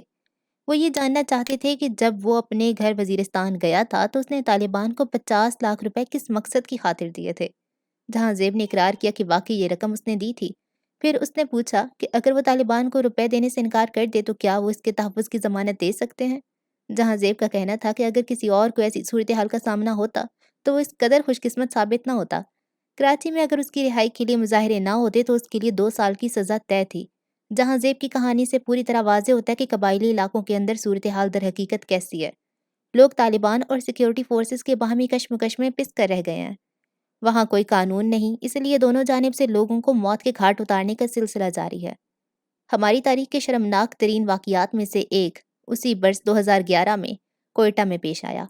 3 خواتین اور 2 مردوں پر مشتمل ایک نہتے چیچن خاندان کو ایک ناکے پہ پولیس نے گولیوں سے بھون دیا۔ پولیس نے دعویٰ کیا کہ یہ لوگ دہشت گرد تھے۔ پھر ان کی ایک تصویر سامنے آئی جس میں 7 ماہ کی حاملہ ایک خاتون ہاتھ اٹھا کے رحم کی بھیک مانگ رہی تھی۔ شاید وہ آسمان کی طرف اشارہ کر کے اللہ کا واسطہ بھی دے رہی تھی۔ یہ دل دہلا دینے والا منظر تھا۔ خدا جانے ایسے کتنے ہی واقعات ہوں گے جو کیمرے کی آنکھ میں محفوظ نہ رہ سکے۔ مشرف حکومت کے کالے کرتوتوں کی فہرست میں شامل ایک اور شرمناک واقعہ ملا ضعیف کے ساتھ ہونے والا سلوک ہے۔ 9/11 کے بعد پاکستانی اہلکاروں نے جنیوا کنونشن کے تحت ملنے والی سفارتی استثنا کو پس پش ڈال کر طالبان کے سفیر کو گرفتاری کر کے امریکہ کے حوالے کر دیا۔ 2000 میں ملا ضعیف نے میری ملاقات ہوئی۔ ان دنوں وہ اسلام آباد میں ایران افغانستان تناؤ کم کرنے کے لیے سرگرم عمل تھے۔ وہ انتہائی مہذب، بالغ نظر اور نرم گفتار شخصیت کے مالک تھے۔ اپنی کتاب طالبان کے ساتھ زندگی میں انہوں نے بتایا کہ امریکہ کے سپرد کیے جانے کے بعد ان پہ کیا گزری۔ انہوں نے میرے چہرے پہ لپٹے کالے کپڑے کو ایک جھٹکے سے اتارا تو پہلی مرتبہ مجھے اندازہ ہوا کہ میں کہاں ہوں۔ پاکستانی اور امریکی فوج میرے ارد گرد کھڑے تھے۔ امریکی فوج مجھے پیٹ رہے تھے، جسم پہ باقی رہ گئے کپڑوں کو پھاڑ کر بدن سے الگ کر رہے تھے۔ پاکستانی فوجی چپ چاپ کھڑے ہی منظر دیکھتے رہے۔ بالآخر جب مکمل طور پہ مجھے برہنہ کر دیا گیا تو خود کو پاسدارانے قرآن کہلانے والے پاک فوج کے سپاہی بے شرمی کے ساتھ ہنس ہنس کے امریکیوں کی اس ذلت آمیز سلوک پہ انہیں داد دینے لگے۔ انہوں نے امریکہ کو سپردگی کی یہ تقریب میری آنکھوں کے سامنے رچائی۔ یہ لمحات میری روح پہ گہرے داغ کی طرح ثبت ہیں۔ تھوڑی سی توقع مجھے ضرور تھی کہ پاکستانی امریکہ کو مجبور کرتے کہ کم از کم یہ سلوک ان کے سامنے اور ان کی آزاد اور خود مختار سرزمین پہ نہ کیا جائے۔ اس طرح کے بے شمار واقعات ہیں۔ کسی شخص کا طالبان سے کسی بھی طرح کا واسطہ ہو، اسے دہشت گرد قرار دے دیا جاتا ہے۔ 9/11 کے ہنگامے سے قبل پاکستان ان ممالک میں شامل تھا جو اسلامی امارات افغانستان کو تسلیم کر چکے تھے۔ پاکستان کے علاوہ وہ سعودی عرب اور متحدہ عرب امارات بھی۔ ظاہر ہے کہ افغانستان کے اداروں اور عوام کے ساتھ بہت سے پاکستانیوں کے روابط تھے۔ ہمارے وطن میں طالبان کو بنیاد پرست تو سمجھا جاتا ہے، دہشت گرد ہرگز نہیں۔ جہاں تک القاعدہ کا تعلق ہے تو بہت کم پاکستانی اسلام سے واقف ہیں۔ جو واقف تھے وہ انہی بھی غیر ملکیوں پہ مشتمل افغان مجاہدین جیسی ایک جہادی تنظیم سمجھتے۔ اس بات سے قطع نظر کہ دہشت گردی کے ان ملزموں سے کیا کیا جرائم سرزد ہوئے۔ بنیادی نکتہ یہ ہے کہ اس سلسلے میں انصاف کے تقاضے مکمل طور پر نظر انداز کر دیے گئے۔ کسی بھی مہذب ملک کی پہچان اس کی عدالتی نظام ہی ہوتا ہے۔ پاکستان کے پہلے سے کمزور جمہوری ادارے مزید خطرات سے دوچار ہو گئے۔ مشرف نے بلا امتیاز تمام سطحوں پہ قانون کی حکمرانی کو پامال کر کے رکھ دیا۔ جنرل مشرف اپنے اقتدار کو سہارا دینے کے لیے غیر آئینی اقدامات پہ مجبور تھے۔ امریکہ کے ساتھ موصوف کا اتحاد ان کی مقبولیت کو تباہ کیے دیتا تھا۔ وہ سمجھوتے پہ سمجھوتا کیے جاتے۔ اقتدار پہ قبضہ کرنے کے فوراً بعد بدعنوانی کے خلاف ایک یلغار انہوں نے برپا کر دی۔ بدعنوان آصف علی زرداری جیل میں تھے۔ نواز شریف دور میں اپنے خلاف بنائے گئے مقدمات سے بچنے کے لیے بے نظیر بھٹو پہلے ہی ملک سے باہر تھیں۔ خود نواز شریف طیارہ اغوا کرنے کے الزام میں عمر قید کی سزا کاٹ رہے تھے۔ اچانک ایک سمجھوتا کر کے مشرف نے نواز شریف کی سزا معاف کر دی اور انہیں سعودی عرب جلا وطن کر دیا۔ 2002 میں جب موصوف نے اپنے عہدہ صدارت میں توسیع کے لیے ریفرنڈم کا اعلان کیا تو میں اس وقت تک بھی ان سے بھلائی کی امید لگائے بیٹھا تھا۔ اقتدار پہ قبضہ کے خلاف کئی درخواستیں عدالت میں زیر سماعت تھیں، اسی لیے انہوں نے 2000 کے آغاز میں ججوں کی نئی حلف کا حکم جاری کر دیا۔ اس حکم کے تحت ججوں کے لیے یہ لازم قرار دے دیا گیا تھا کہ وہ فوجی حکومت سے وفاداری کا حلف اٹھائیں۔ چند ججوں نے انکار کیا اور احتجاجاً استعفیٰ دے دیا، جبکہ بعض کو مشرف نے فارغ کر دیا۔ سپریم کورٹ اس بات پہ مصر تھی کہ جنرل پرویز مشرف 12 اکتوبر 2002 تک عام انتخابات کرا دیں، لہٰذا وہ جمہوریت کی بحالی کے بعد بھی اپنی صدارت برقرار رکھنے پہ تلے ہوئے اور بطور فوجی صدر قانونی جواز حاصل کرنے کی دگودو میں مصروف تھے۔ میری پارٹی کی مرکزی مجلس عاملہ اس موضوع پہ 1.5 دن تک بحث کرتی رہی، آیا ہمیں اس غیر آئینی تجویز کی حمایت کرنی چاہیے یا نہیں۔ بالآخر پرویز مشرف نے 3 سال کے اندر جمہوریت بحال کرنے کا وعدہ کر لیا۔ ہم کسی نتیجے پہ پہنچنے میں کامیاب نہ ہو سکے تو میں نے مشرف کو فون کیا۔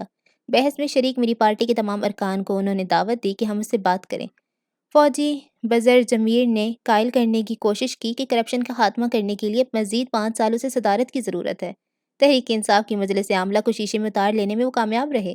سینٹرل ایگزیکٹو کے وہ ارکان بھی مانے گئے جو ہر چیز پہ شک کرنے کے عادی تھے۔ اس کامیابی کی وجہ یہ تھی کہ نواز شریف اور بے نظیر ادوار کی نااہلی اور کرپشن کی ناگوار یادیں ذہنوں میں تازہ تھیں۔ اندیشہ یہ دامن گیر تھا کہ پھر سے یہی لوگ واپس آ جائیں گے۔ یہ ریفرینڈم بہت بڑی بدنامی کا باعث ہوا۔ ہر طرف سے دھاندلی کے الزامات کی بوچھار تھی۔ مشرف کا دعویٰ یہ تھا کہ 50% ووٹروں نے حق رائے دہی استعمال کیا، ان میں سے 98% نے آئندہ 5 برس تک اس کے صدر رہنے کی توثیق کر دی۔ سچائی سے اس دعوے کا دور کبھی واسطہ بھی نہ تھا، بلکہ قومی سطح پہ یہ واقعی ہماری شدید بدنامی کا باعث بنا۔ حکومت نے ریفرینڈم مخالف ریلیوں پہ پابندی لگا کر تمام وسائل ووٹنگ کی شرح بڑھانے میں جھونک دیے تھے۔ فراڈ ریفرینڈم کی حمایت پر میری پارٹی کی بہت رسوائی ہوئی، چنانچہ بعد ازاں اپنے اس فیصلے پہ عوام سے مجھے مسلسل معافی مانگنا پڑی۔ یہ میری پارٹی اور خود میرے لیے ایک سبق تھا کہ آئندہ کبھی کسی بھی غیر آئینی اقدام کی حمایت نہ کی جائے، کبھی نہ کی جائے۔ واشنگٹن کو ان تمام معاملات سے لا تعلق رکھنے میں ہرگز کوئی پریشانی لاحق نہ تھی۔ امریکی نائب خارجہ ڈونلڈ کیمپ سے نیو یارک ٹائمز نے اس ریفرینڈم کے بارے میں پوچھا تو ان کا کہنا تھا، پاکستان کے سیاسی امور پہ کسی رائے کا اظہار میں نہیں کرنا چاہتا۔ لا تعلقی کا یہ سلسلہ 10 سال تک جاری رہا۔ امریکہ اس وقت بھی خاموش رہا جب پاکستان کے مکروہ سیاسی مافیا کے لیے مشرف حکومت کے دروازے کھول دیے گئے۔ فوجی حکومت خود کو کرپشن سے آلودہ ہو گئی اور بری طرح آلودہ پرویز مشرف نے ہر چیز پہ سمجھوتا کر لیا تھا۔ پھر ایسا وقت بھی آیا کہ مشرف حکومت میں درجنوں وفاقی وزراء ایسے تھے جن میں سے اکثر کو وزارت سیاسی رشوت کے طور پہ ملی تھی۔ نیب حزب اختلاف کو ہراساں کرنے کا ایک ہتھیار بن چکا تھا۔ زیادہ سے زیادہ اختیار اور طاقت کے حصول کی تگدو میں مشرف ہمیں نواز شریف اور بے نظیر کے دور میں واپس لے گیا۔ قومی مفاہمت کا قانون پاکستانی قوم کے لیے مشرف کا سب سے بڑا جرم تھا۔ 2007 کے اوائل میں اختیارات کی تقسیم پہ یہ ایک سوچی سمجھی ڈیل تھی جس کے تحت مشرف کے دوبارہ صدارتی انتخاب میں حصہ لینے کے عوض بے نظیر بھٹو کو وزیر اعظم بننے کا موقع مل جاتا۔ سمجھوتے کے ثالث امریکہ اور برطانیہ تھے۔ آصف علی زرداری اور بے نظیر کے علاوہ 1986 سے 1999 کے درمیان 8000 سے زائد ایسے افسروں، اہلکاروں، بینکاروں اور سیاستدانوں کو عام معافی دے دی گئی جن پہ کرپشن اور فوجداری نوعیت کے سنگین الزامات تھے۔ قومی احتساب بیورو کی جانب سے سپریم کورٹ میں پیش کی جانے والی دستاویزات کے مطابق ان لوگوں پہ پاکستان کے 1060 ارب روپے لوٹنے کے الزامات تھے، جن میں سے بے نظیر بھٹو اور آصف علی زرداری کا حصہ 140 ارب تھا۔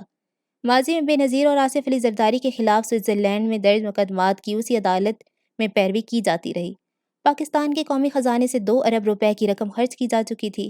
اس NRO کی وجہ سے قتل کے ہزاروں مقدمات بھی ختم ہو گئے جن کے بارے میں کہا جاتا ہے کہ MQM کے کارکن ان کے مرتکب تھے۔ امریکہ اور برطانیہ اپنے ملک میں ایسے کسی اقدام کی کبھی کسی صورت اجازت نہ دیتے۔ ان کی اصل ترجیح قانون، امن اور انصاف ہرگز نہ تھا بلکہ دہشت گردی کے خلاف جنگ تھی۔ امریکہ کو پاکستان میں ایسی کٹ پتلی حکومت درکار تھی جو قبائلی علاقوں میں بمباری پہ ضمیر کی کوئی خلش کبھی محسوس نہ کرے، نہ ہی مجبوری کی جانی نقصان سے اس کا دل کانپے۔ 2001 سے 2003 تک اسلام آباد میں برطانیہ کے ہائی کمشنر ہیلری سینیوٹ کا کہنا ہے کہ دہشت گردوں کے معاملے میں مشرف منافقت میں مبتلا تھے۔ اس نے اپنی کتاب transforming Pakistan ways out of instability میں لکھا ہے، بش انتظامیہ کی مشکل یہ تھی کہ وہ مخمصے کا شکار تھی۔ اس کا اندازہ تھا کہ دہشت گرد گروپوں کے حوالے سے دھوکہ دہی کے باوجود پاکستان میں مشرف کا برسر اقتدار رہنا ضروری ہے۔ دوسری طرف امریکہ الیکشن کے انعقاد کی حمایت اور جمہوریت کی طرف پیش رفت کی بات بھی کرتا۔ صحیح معنوں میں انصاف پہ مبنی جمہوری انتخابات کے نتیجے میں اس بات کا زیادہ امکان نہیں کہ پاکستان کو ایک ایسی موثر حکومت میسر آتی جو امریکہ کی مدد جاری رکھتی۔ اس مسئلے کا واحد حل یہی تھا کہ پرویز مشرف اور سیاسی قیادت کو سمجھوتا کرا دیا جائے۔ جو الیکشن جیت سکتی ہے۔ امید یہ تھی کہ اس طرح پاکستان اور امریکی مفادات کو کم سے کم نقصان پہنچے گا۔ بلا شبہ دونوں ہی فریقوں کو اس سے نقصان پہنچا، مگر پاکستان تباہی سے دوچار ہوا۔ NRO کے ذریعے پاکستانی کو یہ تاثر دیا گیا کہ بے نظیر بھٹو کو دوبارہ اقتدار میں لایا جا رہا ہے۔ امریکی مفادات کی خاطر امریکہ نے بے نظیر کو جیتے جی مار دیا۔ بہت بعد میں وکی لیکس کا یہ انکشاف بھی سامنے آیا کہ آصف علی زرداری نے امریکی سفیر سے کہا تھا کہ بے نظیر پاکستان کا رخ نہ کریں گی جب تک امریکہ کی طرف سے ایسا کرنے کا واضح اشارہ نہیں مل جاتا۔ بے نظیر کی موت سے چند ہفتے قبل میں ایک کانفرنس کے لیے دہلی میں تھا۔ میں کشمیری سیاستدان محبوبہ مفتی سے باتیں کر رہا تھا جب جارج ڈبلیو بش کا بھائی جب بش وہاں آ پہنچا۔ اس نے مجھ سے پوچھا، کیا لوگ بے نظیر واپسی پہ خوش ہیں، پرجوش ہیں؟ میں نے جواب دیا، وہ ایک چلتی پھرتی مردہ عورت ہیں۔ ایک طرف وہ القاعدہ اور طالبان کے حوالے سے امریکی پالیسی اختیار کر کے دہشت گردوں کا ہدف بن چکی ہیں، دوسری طرف سے ان سیاستدانوں کو بھگتنا ہے جنہیں اقتدار چھن جانے کا خوف ہے۔ وہ بھی بے نظیر کو نشانہ بنانے کی طاق میں ہیں، وہ اسے قتل کر کے الزام طالبان پہ لگا سکتے ہیں۔ بیچاری بے نظیر کے پاس کوئی راستہ ہی نہ تھا۔ وہ اس وقت بچ کے نکل سکتی تھی جب 3 نومبر 2007 کو مشرف نے ہنگامی حالت نافذ کی تھی۔ بے نظیر الیکشن کا بائیکاٹ کر کے دبئی چلی گئی۔ اس نے دیکھ لیا تھا کہ پہلی کے بعد اس کی باقی عوامی ریلیاں مؤثر نہ رہی تھیں۔ مشرف کے ساتھ ڈیل اور امریکہ کا طفیلی ہونے کے تاثر نے اس کو مقبولیت کی بری طرح متاثر کیا تھا۔ افسوس کہ امریکہ کے دباؤ پہ اس نے اپنا فیصلہ تبدیل کیا اور محض 48 گھنٹے بعد وطن لوٹ آئی۔ آخرکار پرویز مشرف نے دوسری مدت کے لیے صدارت کا حلف لینے کے بعد آرمی چیف کے عہدے سے استعفیٰ دے دیا، لیکن دسمبر میں بے نظیر بیچاری راولپنڈی میں اپنی انتخابی مہم کے دوران خودکش حملے کا شکار ہو گئی۔ آصف علی زرداری نے اس بھیانک قتل کے ذمہ دار افراد کو کیفر کردار تک پہنچانے کا اعلان کیا، لیکن تفتیش میں اب تک پیش رفت نہیں ہوئی۔ بے نظیر کا قتل بھی پاکستانی تاریخ کی ان پر اسرار واقعات سے شامل ہو چکا ہے جن کے بارے میں محض اندازے اور قیاس آرائیاں ہی ممکن ہیں۔ سرکاری ترجمان نے قتل کا ذمہ دار طالبان لیڈر بیت اللہ محسود کو ٹھہرایا۔ اس حوالے سے پیپلز پارٹی کا طرز عمل ناقابل فہم تھا۔ وہ کئی قوتوں کو مجرم قرار دیتے رہے، کبھی اسٹیبلشمنٹ کا نام لیا، کبھی طالبان اور کبھی کاف لیگ کا، پھر اقوام متحدہ سے انکوائری کا مطالبہ کر دیا گیا۔ لوگ پوچھتے ہیں کہ ایک ایسی پارٹی جو خود برسر اقتدار ہو، خفیہ ایجنسی جس کے ماتحت ہوں، وہ اقوام متحدہ سے تحقیقات پہ اصرار کیوں کرتی رہی؟ پارٹی اب بھی اقتدار میں ہے اور ثانیہ کو ایک زمانہ گزر چکا ہے۔ 3 سال میں ہونے والی اقوام متحدہ کی انکوائری اپریل 2010 میں سامنے آئی۔ رپورٹ میں مشرف کو مقتول لیڈر کو پورا تحفظ فراہم نہ کرنے کا ذمہ دار بتایا گیا۔ پولیس اور انٹیلیجنس اہلکاروں پہ الزام تھا کہ انہوں نے تفتیش میں رکاوٹ ڈالی۔ ہر کوئی جانتا ہے کہ یہ سب کچھ معاملے کو چھپانے کی کوشش ہے۔ جس کسی نے بھی جائے وقوع کو عجلت میں دھلوایا، اس نے تفتیش کے عمل کو ناقابل تلافی نقصان سے دوچار کیا۔ ان واضح حقائق تک پہنچنے کے لیے 3 برس تک اقوام متحدہ کی تحقیقات کا انتظار کرنے کی کوئی ضرورت نہیں تھی۔ عدالتوں سے پرویز مشرف کی وارنٹ کئی بار جاری ہوئی ہے۔ وہ عدالت میں پیش کیوں نہیں ہوتا؟ اسے لایا کیوں نہیں جاتا؟ تفتیش آگے کیوں نہیں بڑھتی؟ ہر طرف خاموشی کیوں ہے؟ 2007 میں جب میں جیل سے رہا ہوا تو میں نے محسوس کیا کہ مشرف کی مخالفت میں بے پناہ اضافہ ہو چکا ہے۔ اب وہ دھاندلی کر کے بھی الیکشن جیت نہیں سکتا۔ میرا خیال تھا ہمارے سیاسی اتحاد APDM کو الیکشن میں حصہ لینا چاہیے۔ دوسری سیاسی جماعتیں اور وکلاء تحریک کے رہنما مگر اتنے پر اعتماد نہ تھے۔ مشرف نے انتخابی مہم کے لیے ہمیں 5 ہفتے دیے۔ ہنگامی حالت بدستور نافذ تھی۔ میڈیا پہ دباؤ، نگران حکومت، مقامی انتظامیہ، خفیہ ایجنسیاں، الیکشن کمیشن اور عدلیہ سب مشرف کے ہاتھ میں تھا۔ ہمارے سیاسی حلفیوں کا خیال تھا کہ منصفانہ الیکشن کی ہرگز کوئی امید نہیں۔ اگر وہ جیت گیا تو ان انتخابات کو چیف جسٹس کے خلاف عوامی ریفرینڈم قرار دے گا اور ان کٹ پتلی ججوں کو قانونی جواز میسر آ جائے گا جنہیں وہ عدلیہ میں شامل کرتا جا رہا تھا۔ ایسا ہوا تو ایک خود مختار عدالتی نظام کی تمام امیدیں خاک میں مل جائیں گی۔ امریکہ کو اس کی ہرگز کوئی پرواہ نہ تھی۔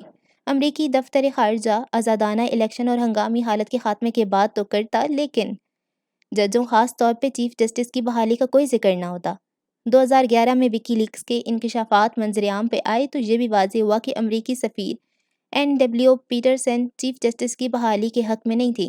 اگر جج بحال نہ ہوتے تو منصفانہ انتخابات کیوں کر ممکن ہوتے؟ کیا یہ بات مشرف پہ چھوڑی جا سکتی تھی؟ یعنی وہ خود یہ بات طے کرے کہ آزادانہ اور منصفانہ الیکشن کے تقاضے کیا ہوتے ہیں۔ مشرف مخالف پارٹیوں کے اتحاد APDM نے 24 نومبر کو بائیکاٹ کا اعلان کیا تو حالات تیزی سے بدلنے لگے۔ پر اسرار طور پہ اور اچانک نواز شریف کو وطن واپس آنے کی اجازت دے دی گئی، حالانکہ واضح طور پہ وہ 10 سال کے لیے سیاست علیحدگی کا سمجھوتا کر چکے تھے۔ اس واقعے نے اس شک کو اور تقویت دی کہ پس پردہ بیرونی قوتوں کا کردار فیصلہ کن ہے۔ برطانیہ اور امریکہ سبھی سیاسی پارٹیوں پر انتخابی عمل میں شرکت کر کے دباؤ ڈال رہے تھے۔ مقصد یہ تھا کہ نام نہاد لبرل اتحاد کی کامیابی کے بعد قانونی جواز میسر آ سکے۔ الیکشن بائیکاٹ کے اقدام میں کلیدی کردار ادا کرنے کے بعد نواز شریف فیصلے سے انحراف کی طرف مائل ہونے لگے۔ آخر میں موصوف نے امریکہ، برطانیہ اور سعودی عرب کے سامنے گھٹنے ٹیک دیے۔ ہم سب سے غداری کر گئے۔ مجھے یاد ہے اے پی ڈی ایم کے ایک اجلاس کے دوران وہ برطانوی وزیر خارجہ کا فون سننے کے لیے 40 منٹ تک غائب رہے۔ اے پی ڈی ایم میں شامل باقی جماعتوں کی اکثریت نے اپنے فیصلے پہ قائم رہتے ہوئے بائیکاٹ کیا۔ میری پارٹی مذہبی ہی نہیں، علاقائی اور سیکولر نظریات کی حامل جماعتیں بھی اس اقدام میں شامل تھیں۔ بعد ازاں پتہ چلا کہ سب سے اہم پشتون جماعت عوامی نیشنل پارٹی کے قائد اسفندیار ولی کو بھی امریکی دورے کے دوران الیکشن لڑنے پہ مائل کیا گیا۔ 2008 کے انتخابات کا مقصد پاکستان میں جمہوریت کا قیام نہ تھا، جس کے لیے وکلاء تحریک اور میری پارٹی نے سول سوسائٹی کی مدد کے ساتھ جان توڑ جدوجہد کی تھی۔ ہم لوگ بش انتظامیہ کے ساتھ مل کر ساز باز کرنے والے ذاتی مفادات کے غلام سیاست دانوں کی بے وفائی کا شکار ہوئے تھے۔ 2004 تک عراق اور افغانستان میں جنگ، تیزی سے بڑھتی انسانی حقوق کی خلاف ورزیوں اور پاکستان میں خود مختاری کی پامالی کے واقعات پہ عوام کا اشتعال پہ ہم بڑھ رہا تھا۔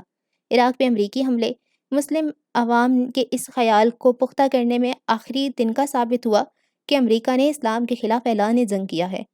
امریکہ کے ساتھ پاکستان کے اتحاد نے انہیں غصے سے بھر دیا، جیسا کہ ہم بعد میں ذکر کریں گے۔ وزیرستان میں مشرف کے فوجی آپریشن پہ قبائلی پشتونوں نے فوج کے خلاف بغاوت کر دی۔ یہ اہم ترین موڑ ثابت ہوا۔ یہی وہ سال تھا جب CIA نے قبائلی علاقوں میں ڈرون حملوں کا سلسلہ شروع کیا۔ یہی وہ وقت تھا جب وہ جہادی گروپ جنہیں ISI اور CIA نے سوویت جنگ کے لیے تربیت دی تھی، پاک فوج کے خلاف صف آرا ہو گئی۔ ان گروپوں کے نظریاتی عنصر کے باوصف یہ لوگ پاکستانی طالبان کہلائے۔ ان میں سے ایک لیڈر الیاس کشمیری تھا، جسے ماضی میں ISI کا اعزاز یافتہ اثاثہ سمجھا جاتا تھا۔ وہ کشمیر میں جہاد کے لیے ایک گروپ میں نمایاں رہا تھا، لیکن 2004 کے بعد وہ فوج کے خلاف ہو گیا۔ 2011 کے ایک ڈرون حملے سے اپنی ہلاکت تک اس نے پاک فوج پہ حملے کیے۔ 2004 کے بعد فوج اور پولیس پہ حملوں میں زبردست اضافہ ہو گیا۔ ISI اور FIA کے دفاتر اور پاک فضائیہ کے اہلکاروں کو نشانہ بنایا گیا۔ خود مشرف بھی ان حملوں کا ہدف رہا۔ کئی بار اس کی جان لینے کی کوشش کی گئی۔ 2009 میں آرمی ہیڈ کوارٹرز راولپنڈی کو انتہائی بے خوفی کے ساتھ ہدف بنایا گیا، جس میں 6 فوجی جاں بحق ہوئے۔ لال مسجد کے معاملے نے بھی فوج اور پولیس کے خلاف بڑھتی ہوئی کارروائیوں میں فیصلہ کن کردار ادا کیا۔ 2007 میں فوج نے اسلام آباد کی لال مسجد میں کارروائی کی تھی۔ مسجد اور مدرسے میں محصور بہت سے طالب علم جاں بحق ہوئے۔ کئی مہینوں سے مقامی حکام اور مدرسے کے طلباء میں تناؤ بڑھ رہا تھا۔ حکومت نے معاملات کو پیچیدہ تر ہونے دیا، حالانکہ یہ وقت تھا جب محض پولیس کی مدد سے قابو پایا جا سکتا تھا۔ مدرسے کے طالب علم انتہا پسند تھے، دہشت گرد نہیں۔ صرف ان جرائم کی انہیں سزا دی جانی چاہیے تھی جو ان سے سرزد ہوئے تھے۔ یہ طالب علم مشرف کے مخالفین کو بھڑکا رہے تھے۔ وہ اسلام آباد میں ہونے والی ان سرگرمیوں کے خلاف عملی اقدامات کرتے جو ان کے خیال میں غیر اخلاقی تھیں۔ وہ DVD کے دکانوں کے مالکان کو دھمکاتے۔ انہوں نے کچھ چینی خواتین کو اغوا بھی کیا، جن کے بارے میں ان کا خیال تھا کہ جسم فروشی کا دھندا کرتی ہیں۔ وہ مدرسوں میں اصلاحات، سرکاری زمین پہ بلا اجازت بننے والی مسجدوں کے انہدام اور معاشرے پہ مغربیت مسلط کرنے کی کوشش پر مبنی جرنیلی اقدامات پہ غضبناک تھے۔ ان کے نزدیک مشرف مغرب کا ایک طفیلی تھا جو اسلام کو تباہ کرنے پہ تلا تھا۔ یہ ایک مثال ہے جو ہمیں سوچنے پہ مجبور کرتی ہے کہ مغرب کی کٹ پتلی حکمران مسلم دنیا میں کس طرح انتہا پسندی کی آگ بھڑکاتے ہیں۔ مغرب زدہ اشرافیہ کی طرف سے پرویز مشرف پہ شدید دباؤ تھا کہ وہ مدرسے پہ چڑھائی کرے۔ اس کی مقبولیت 2004 سے پہلے ہی زوال پذیر تھی۔ اسی سال وکلاء تحریک نے اس کی شہرت بری طرح مجروح کر دی تھی۔ مشرف نے سوچا کہ یہ مغربی پشت پناہوں سے داد وصول کرنے کا ایک سنہری موقع ہے۔ اس نے ضرورت سے کہیں زیادہ سختی کے ساتھ صورتحال سے نمٹنے کا فیصلہ کیا۔ سوچنے کی بات یہ تھی کہ اگر پانی، گیس اور بجلی منقطع کر دی جاتی، اگر انتظار کیا جاتا کہ طالب علموں کی ہمت کب ٹوٹتی ہے، آخر یہ گرمیوں کا موسم تھا، کتنے دن وہ مزاحمت کر سکتے؟ جانتے بوجھتے ہوئے عمارت کے اندر خواتین اور بچے بھی موجود ہیں۔ اس نے فوج کو کارروائی کا حکم دیا۔ اس کے بعد در حقیقت کیا ہوا؟ کئی طرح کی کہانیاں بیان کی جاتی ہیں۔ مذہبی رہنماؤں میں ایک دفعہ بات چیت کے ذریعے معاملہ حل کرنے بھیجا گیا۔ اخبارات کے مطابق طالب علم کچھ مطالبات تسلیم کرنے پہ ہتھیار ڈالنے کو تیار تھے۔ حتمی کارروائی سے کچھ دیر پہلے میڈیا کو بتایا گیا کہ مسجد میں صرف 14 رائفلیں موجود ہیں۔ کاف لیگ کے سربراہ چودھری شجاعت حسین مسجد کے اندر جانے والے آخری شخص تھے۔ اس کے بعد کارروائی شروع کر دی گئی۔ ان کا کہنا ہے کہ معاملات انہوں نے طے کر لیے تھے۔ معاہدے کے مطابق وہ ہتھیار ڈال کر مسجد سے باہر آ جاتے۔ جب انہیں پتہ چلا کہ مشرف نے سمجھوتہ کرنے پہ آمادہ نہیں ہے تو وہ ششت رہ گئے۔ انہوں نے وزیر اعظم شوکت عزیز کو فون کیا۔ پتہ چلا کہ موصوف شب 2 بجے خاندان کے ساتھ کلفی نوش فرمانے بازار تشریف لے جا چکے ہیں۔ اس واقعے کا ذکر تو چودھری شجاعت جذباتی ہو جاتے ہیں، آنسو کے ساتھ رو دیتے ہیں۔ اب بھی ان طالب علموں کے چہرے انہیں دکھائی دیتے ہیں جنہیں زندہ جلا دیا گیا۔ کوئی نہیں جانتا کہ اس کے بعد جو تباہی آئی اس میں کتنی جانیں گئیں۔ حکومت کا دعویٰ ہے کہ 100 کے قریب دہشت گرد اور طالب علم جاں بحق ہوئے۔ جماعت اسلامی کے رہنما قاضی حسین احمد کے مطابق مرنے والوں کی تعداد 700 سے زائد ہے۔ کوئی تحقیقات نہ ہوئی، اس جگہ کو سیل کر کے لاشوں کو بے نام قبروں میں دبا دیا گیا۔ یہ سانحہ رونما ہوا تو لندن میں APDM کی پہلی کانفرنس جاری تھی۔ قتل عام کے بعد کوہرام مچا اور ملک بھر میں جذبات بھڑک اٹھے۔ مغرب کے مانوئی فرزندوں کو مگر ادراک نہ تھا کہ نتیجہ کیا ہوگا۔ دن کی روشنی میں دیکھے جانے والے خواب اور مشرف کا جوش و خروش اس کے لیے تباہی لایا۔ لال مسجد پہ حملے کے نتیجے میں پاکستانی عوام اس کے خلاف بپھر کر اٹھ کھڑے ہوئے۔ فقط مذہبی مسائل کی بجائے ان لوگوں نے خون ریزی کو طبقاتی پہلو سے دیکھا۔ انہوں نے کہا کہ مدرسے کے طلباء سے صفاقانہ رویے کا سبب یہ ہے کہ وہ غریب اور درماندہ بچے تھے۔ عوام کی رائے میں حکومت کا انداز فکر یہ تھا کہ اس قتل عام پہ کوئی پوچھنے والا نہ ہوگا۔ اگر ان طلباء کا تعلق امیرزادوں کے انگریزی سکولوں سے ہوتا تو کیا ایسے ہی بے ایمانہ سلوک کیا جاتا؟ 2008 کے الیکشن پرویز مشرف کے لیے بربادی لے کر آئے۔ شیخ رشید ق لیگ کے ممتاز ترین عہدیداروں میں سے ایک تھے، مگر وہ بری طرح ہارے، حالانکہ وہ 6 بار اسی حلقے سے شان و شوکت کے ساتھ جیتے تھے۔ شیخ صاحب نے بعد میں کہا کہ عوامی ذہنوں پہ لال مسجد کے زخموں نے نمک چھڑکا۔ لال مسجد کے طلباء کی اکثریت کا تعلق سوات سے تھا۔ انتہا پسندوں نے فوراً ہی بم دھماکوں کا سلسلہ شروع کر دیا۔ اس سانحے کی وجہ سے سوات میں طالبان آگ کی طرح پھیل گئے۔ مولانا فضل اللہ کی شہرت اب دور دور تک پھیلنے لگی۔ اس شخص کو ریڈیو ملا کہا جانے لگا۔ اپنے غیر قانونی FM اسٹیشن سے وہ آگ اگلتا رہا۔ وہ ایک بھڑکانے والا خطیب تھا۔ آگے چل کر میں اس پہ مزید بات کروں گا۔ بلوچستان میں مسلح جدوجہد کو بھی مشرف نے سختی کے ساتھ کچلنے کی کوشش کی۔ قیام پاکستان ہی سے کئی بلوچ ریاست کے خلاف بغاوت کرتے چلے آئے ہیں۔ صوبے کے لیے وہ خود مختاری اور معدنی وسائل سے زیادہ حصے کے آرزومند ہیں۔ رقبے میں ملک کے سب سے بڑے اور آبادی میں سب سے کم صوبے کی آدھی آبادی رلا دینے والے افلاس میں مبتلا ہے۔ 2005 میں عسکریت پسندوں کی سرگرمیاں بڑھیں تو مشرف نے تباہ کن کارروائیوں کے ذریعے ان سے نمٹنے کی کوشش کی۔ 89 سالہ نواب اکبر بگٹی کے ساتھ جو کینسر کے مریض تھے، تنازع بڑھا تو پاک فوج کے سربراہ نے ارشاد کیا، معلوم نہیں کہ کیا چیز اس سے ٹکرائے گی، وہ اس کا اندازہ ہی نہیں کر سکتا۔ اسے مار ڈالا گیا۔ نفرت کے جذبات گہرے ہوئے اور مزید بھڑکے۔ عوامی حقوق کے جدوجہد مسلح جنگ میں تبدیل ہو گئی۔ بگڑے ہوئے ان حالات نے بھارت کو موقع دیا کہ وہ بلوچستان میں سازشوں کا جال پھیلا دے۔ مقبوضہ کشمیر میں 1989 کے جعلی الیکشن نے عوامی محرومیوں کے اسی طرح کے ایک کبھی نہ ختم ہونے والے ہنگامے کی صورت گری تھی۔ اس لیے پاکستان بھارت کے خلاف پیدا ہونے والی صورتحال سے فائدہ اٹھا سکا تھا۔ پاکستانی معیشت آج بلوچستان میں برپا حالات کی بھاری قیمت چکا رہی ہے۔ کتنے قیمتی وسائل گیس پائپ لائنوں کی حفاظت پہ ضائع ہو جاتے ہیں۔ صوبے میں آباد غیر بلوچ خاص طور پہ اساتذہ اور ڈاکٹر ہراساں ہیں۔ آئے دن ان میں سے کسی کے قتل کی خبر آتی اور ملک بھر میں ہیجان پیدا کرتی ہے۔ اب تک 1 لاکھ غیر مقامی بلوچستان سے ہجرت کر چکے ہیں۔ زندگی نہیں، اب تو محض جینا ہے، خوف اور اندیشوں کے ساتھ۔ 2008 کے الیکشن پرویز مشرف کا یوم حساب بن کر آئے۔ بے نظیر بھٹو ڈیڑھ عرصے کے بعد لوٹ کر آئیں تو فوجی عامر سے انہوں نے NRO کے تحت معاملہ کر لیا تھا۔ مقبولیت دھندلا گئی مگر ان کے المناک قتل نے فضا بدل ڈالی۔ پیپلز پارٹی سب سے بڑی جماعت بن کے ابھری اگرچہ اکثریت حاصل نہ کر سکی۔ نواز شریف کو توقع سے زیادہ سیٹیں حاصل ہو گئیں۔ تیاری کا انہیں موقع نہ ملا تھا مگر APDM تحریک کا فائدہ انہیں پہنچا کہ ہم لوگوں نے بائیکاٹ کر دیا تھا۔ پاکستان کی تاریخ میں پہلی بار صدر مشرف کی سرپرستی کے باوجود اسٹیبلشمنٹ کی حامی جماعت ہار گئی۔ انتخابی عمل کے دوران مشرف نے تباہ کن غلطیاں کی، فوجی اور سیاسی دونوں طرح کی۔ موصوف کے روشن خیال اعتدال پسندی نے معاشرے سے ان کا تعلق بہت کمزور کیا۔ انتہا پسندوں کو اسی کا فائدہ پہنچا۔ 2004 میں اس نے واشنگٹن پوسٹ کے لیے ایک مضمون لکھا تھا۔ مسلم ممالک کو اس نے نصیحت فرمائی کہ وہ انتہا پسندی اور مسلح جدوجہد ترک کر دیں اور سماجی معاشرتی ترقی کے لیے زینے چڑھتے جائیں۔ مغربی دنیا خاص طور پہ امریکہ سے اس نے اپیل کی کہ وہ سیاسی جھگڑے عدل کے ساتھ طے کرے۔ احساس محرومی میں مبتلا مسلم ممالک کی معاشی ترقی کے لیے مغرب از راہ کرم امداد فراہم کرے۔ موصوف کے اس موقف سے یہ نتیجہ اخذ کیا گیا کہ فلسطین، کشمیر اور چنچیا میں انصاف کی ضمانت حاصل کیے بغیر ہتھیار ڈال دیے جائیں۔ غیر ملکی تسلط کے خلاف عراق اور افغانستان عوامی مسلح جدوجہد ترک کر دیں۔ وہ ماضی کے بدنام آمروں کا پیروکار تھا، ایران کے رضا شاہ پہلوی اور ترکی کے مصطفیٰ کمال اتاتürk کا۔ ان دونوں کا نظریہ بھی یہ تھا کہ مغرب کی اندھا دھند پیروی سے برق رفتاری کے ساتھ معاشی ترقی اور فروغ کے منازل طے کر سکتے ہیں۔ مغربیت ہی مشرف کے نزدیک جمہوریت تھی مگر مغربی کی پیروی بھی انہوں نے اپنی سہولت کے مطابق کی۔ سب جانتے ہیں کہ مغرب کی بے مثال ترقی، سلطانی جمہور، مضبوط اداروں، خود مختار عدلیہ، آزاد پریس اور تعلیم کے فروغ پہ استوار ہے۔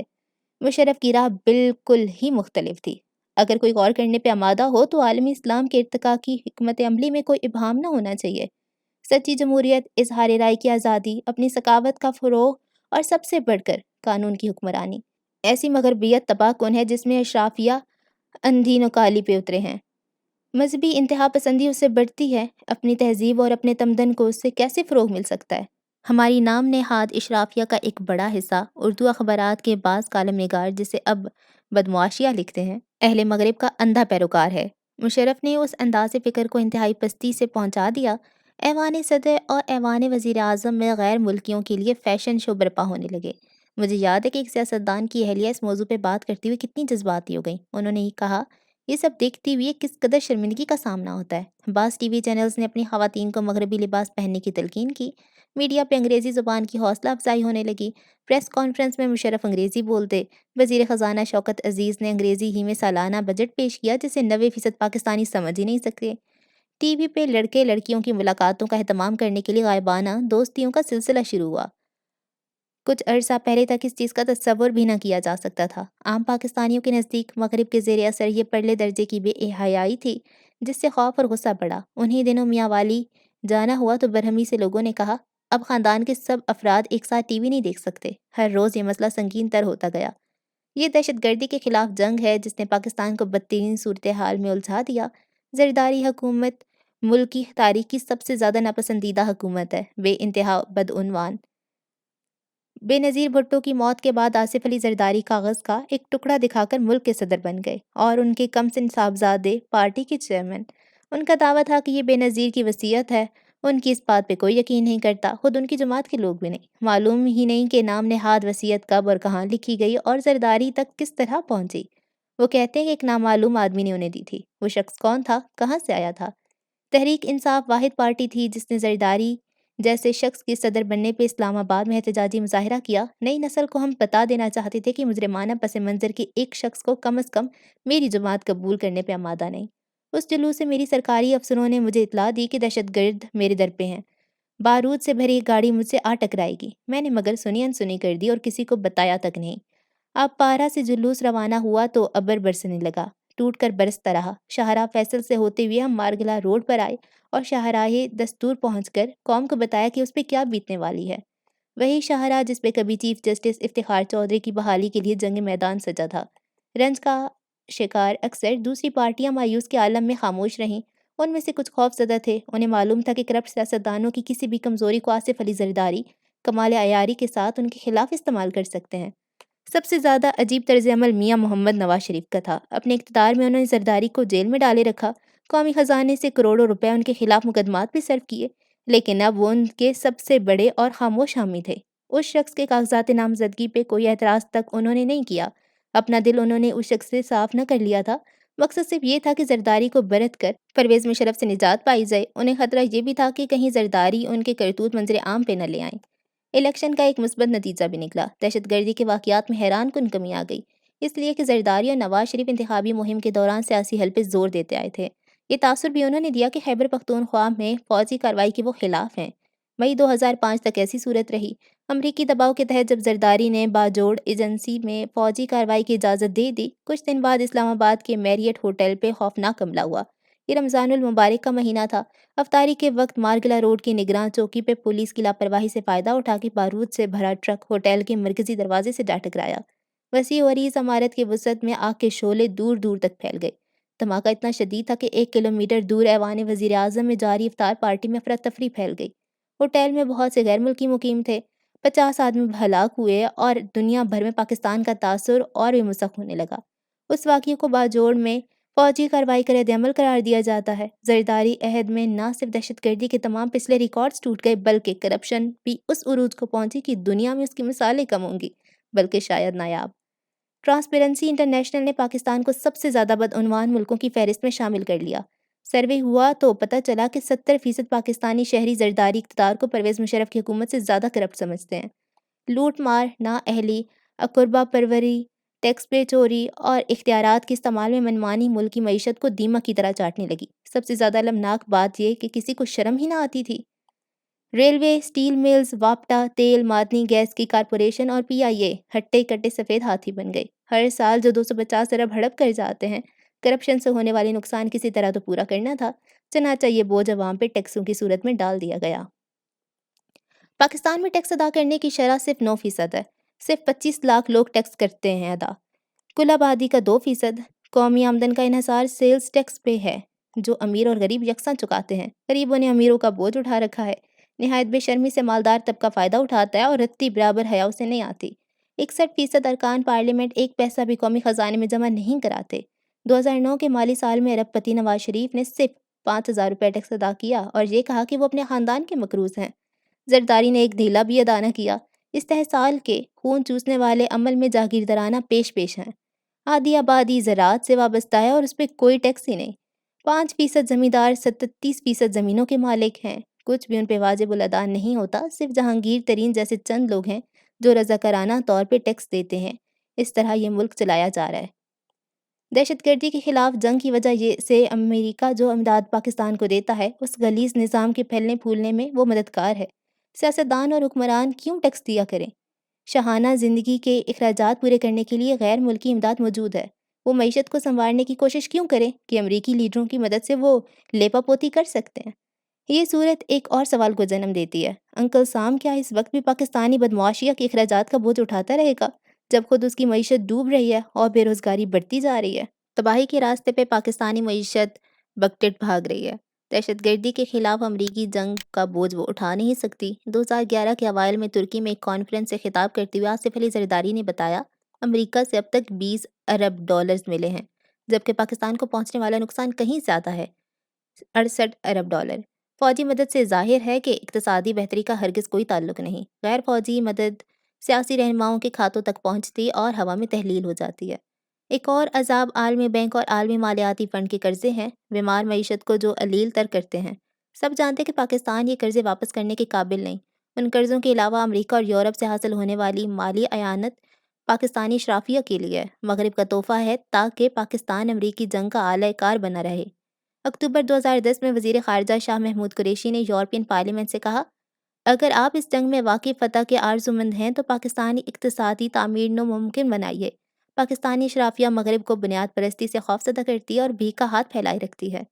باب وڈورڈ نے اپنی کتاب اوباما کی جنگ میں صدر زرداری کے یہ الفاظ نقل کیے ہیں، آپ جانتے ہیں یہ ملک امریکہ سے نفرت کے بخار میں مبتلا ہے۔ وہ مجھے امریکی ٹاؤٹ سمجھتے ہیں۔ آپ کو ہماری مالی مدد کرنا ہوگی تاکہ لوگوں کو کچھ ملے اور میں ان کی کچھ نہ کچھ حمایت حاصل کیے رکھوں۔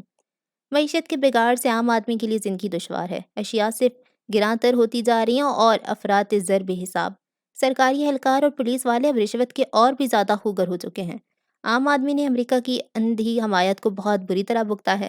کرپٹ سیاستدانوں کی جڑیں اور بھی گہری ہو گئیں۔ امیر لوگ زیادہ امیر ہو گئے، غریب اور زیادہ غریب۔ دہشت گردوں کی تعداد بڑھی اور وہ زیادہ مؤثر ہونے لگے۔ گلیوں میں خون بہتا ہے، اخبارات میں خودکشی کی خبریں چھپتی ہیں۔ بجلی اور گیس کے خوفزدہ کر دینے والے نرخ، بھوکے اور بیمار بیوی بچے، بالآخر کوئی تھک کے جان ہار دیتا ہے۔ 2003 سے اب تک 34,000 شہری دھماکوں اور خودکش حملوں اور فوجی کارروائیوں کے نظر ہو چکے ہیں۔ لاکھوں افراد فوجی کارروائیوں کے طفیل بے گھر ہیں۔ قبائلی علاقوں میں خانہ جنگی ہے اور بلوچستان میں بغاوت۔ پاکستان کا دارالحکومت دشمن کے گھیرے میں آئے شہر کی مانند لگتا ہے۔ ناک کو پیاسی تلاشی، گویا ہر شہری مشکوک ہے، گویا ان میں کوئی بھی دہشت گرد ہو سکتا ہے۔ پولیس فائدہ اٹھاتی ہے اور اکا دکا کمزور کو لوٹ رہی ہے۔ سیاستدانوں کی حفاظت پہ کروڑوں لگا دیے جاتے ہیں۔ اسلام آباد کی 41% پولیس اسی کام پہ مامور ہے۔ لاہور جس شریف خاندان کے گرد 900 باوردی افراد کا حصار مستقل طور پہ قائم رہتا ہے، اقتدار میں اپوزیشن کا حصہ ہے۔ زرداری نے کرپشن کے بہت سے مواقع حزب اختلاف کو فراہم کر رکھے ہیں۔ سندھ پیپلز پارٹی اور پنجاب نواز شریف کے حوالے، کراچی MQM کے سپرد، خیبر پختونخوا کمال غنیمت اسفندیار ولی خان کے ANP کے لیے مختص۔ کچھ عرصے پہلے تک مولانا فضل الرحمان بھی مرکزی حکومت کا حصہ تھے، اب بھی زرداری سے ان کی ملاقات رہتی ہے۔ NRO کا ثمر یہ ہے کہ کرپٹ وزیر کابینہ میں شامل ہیں، رشوت خوری لوٹ مار کا میلہ بن چکی ہے۔ ایسی خون آشام مفاد پرستی میں انقلاب کا عمل کیسے بروئے کار آئے؟ یہ ہے وہ سوال جس کا جواب ہمیں تلاش کرنا ہے۔ اچھا جی، اب تک کے لیے اتنا ہی۔ دعاؤں میں یاد رکھیں۔ اللہ حافظ۔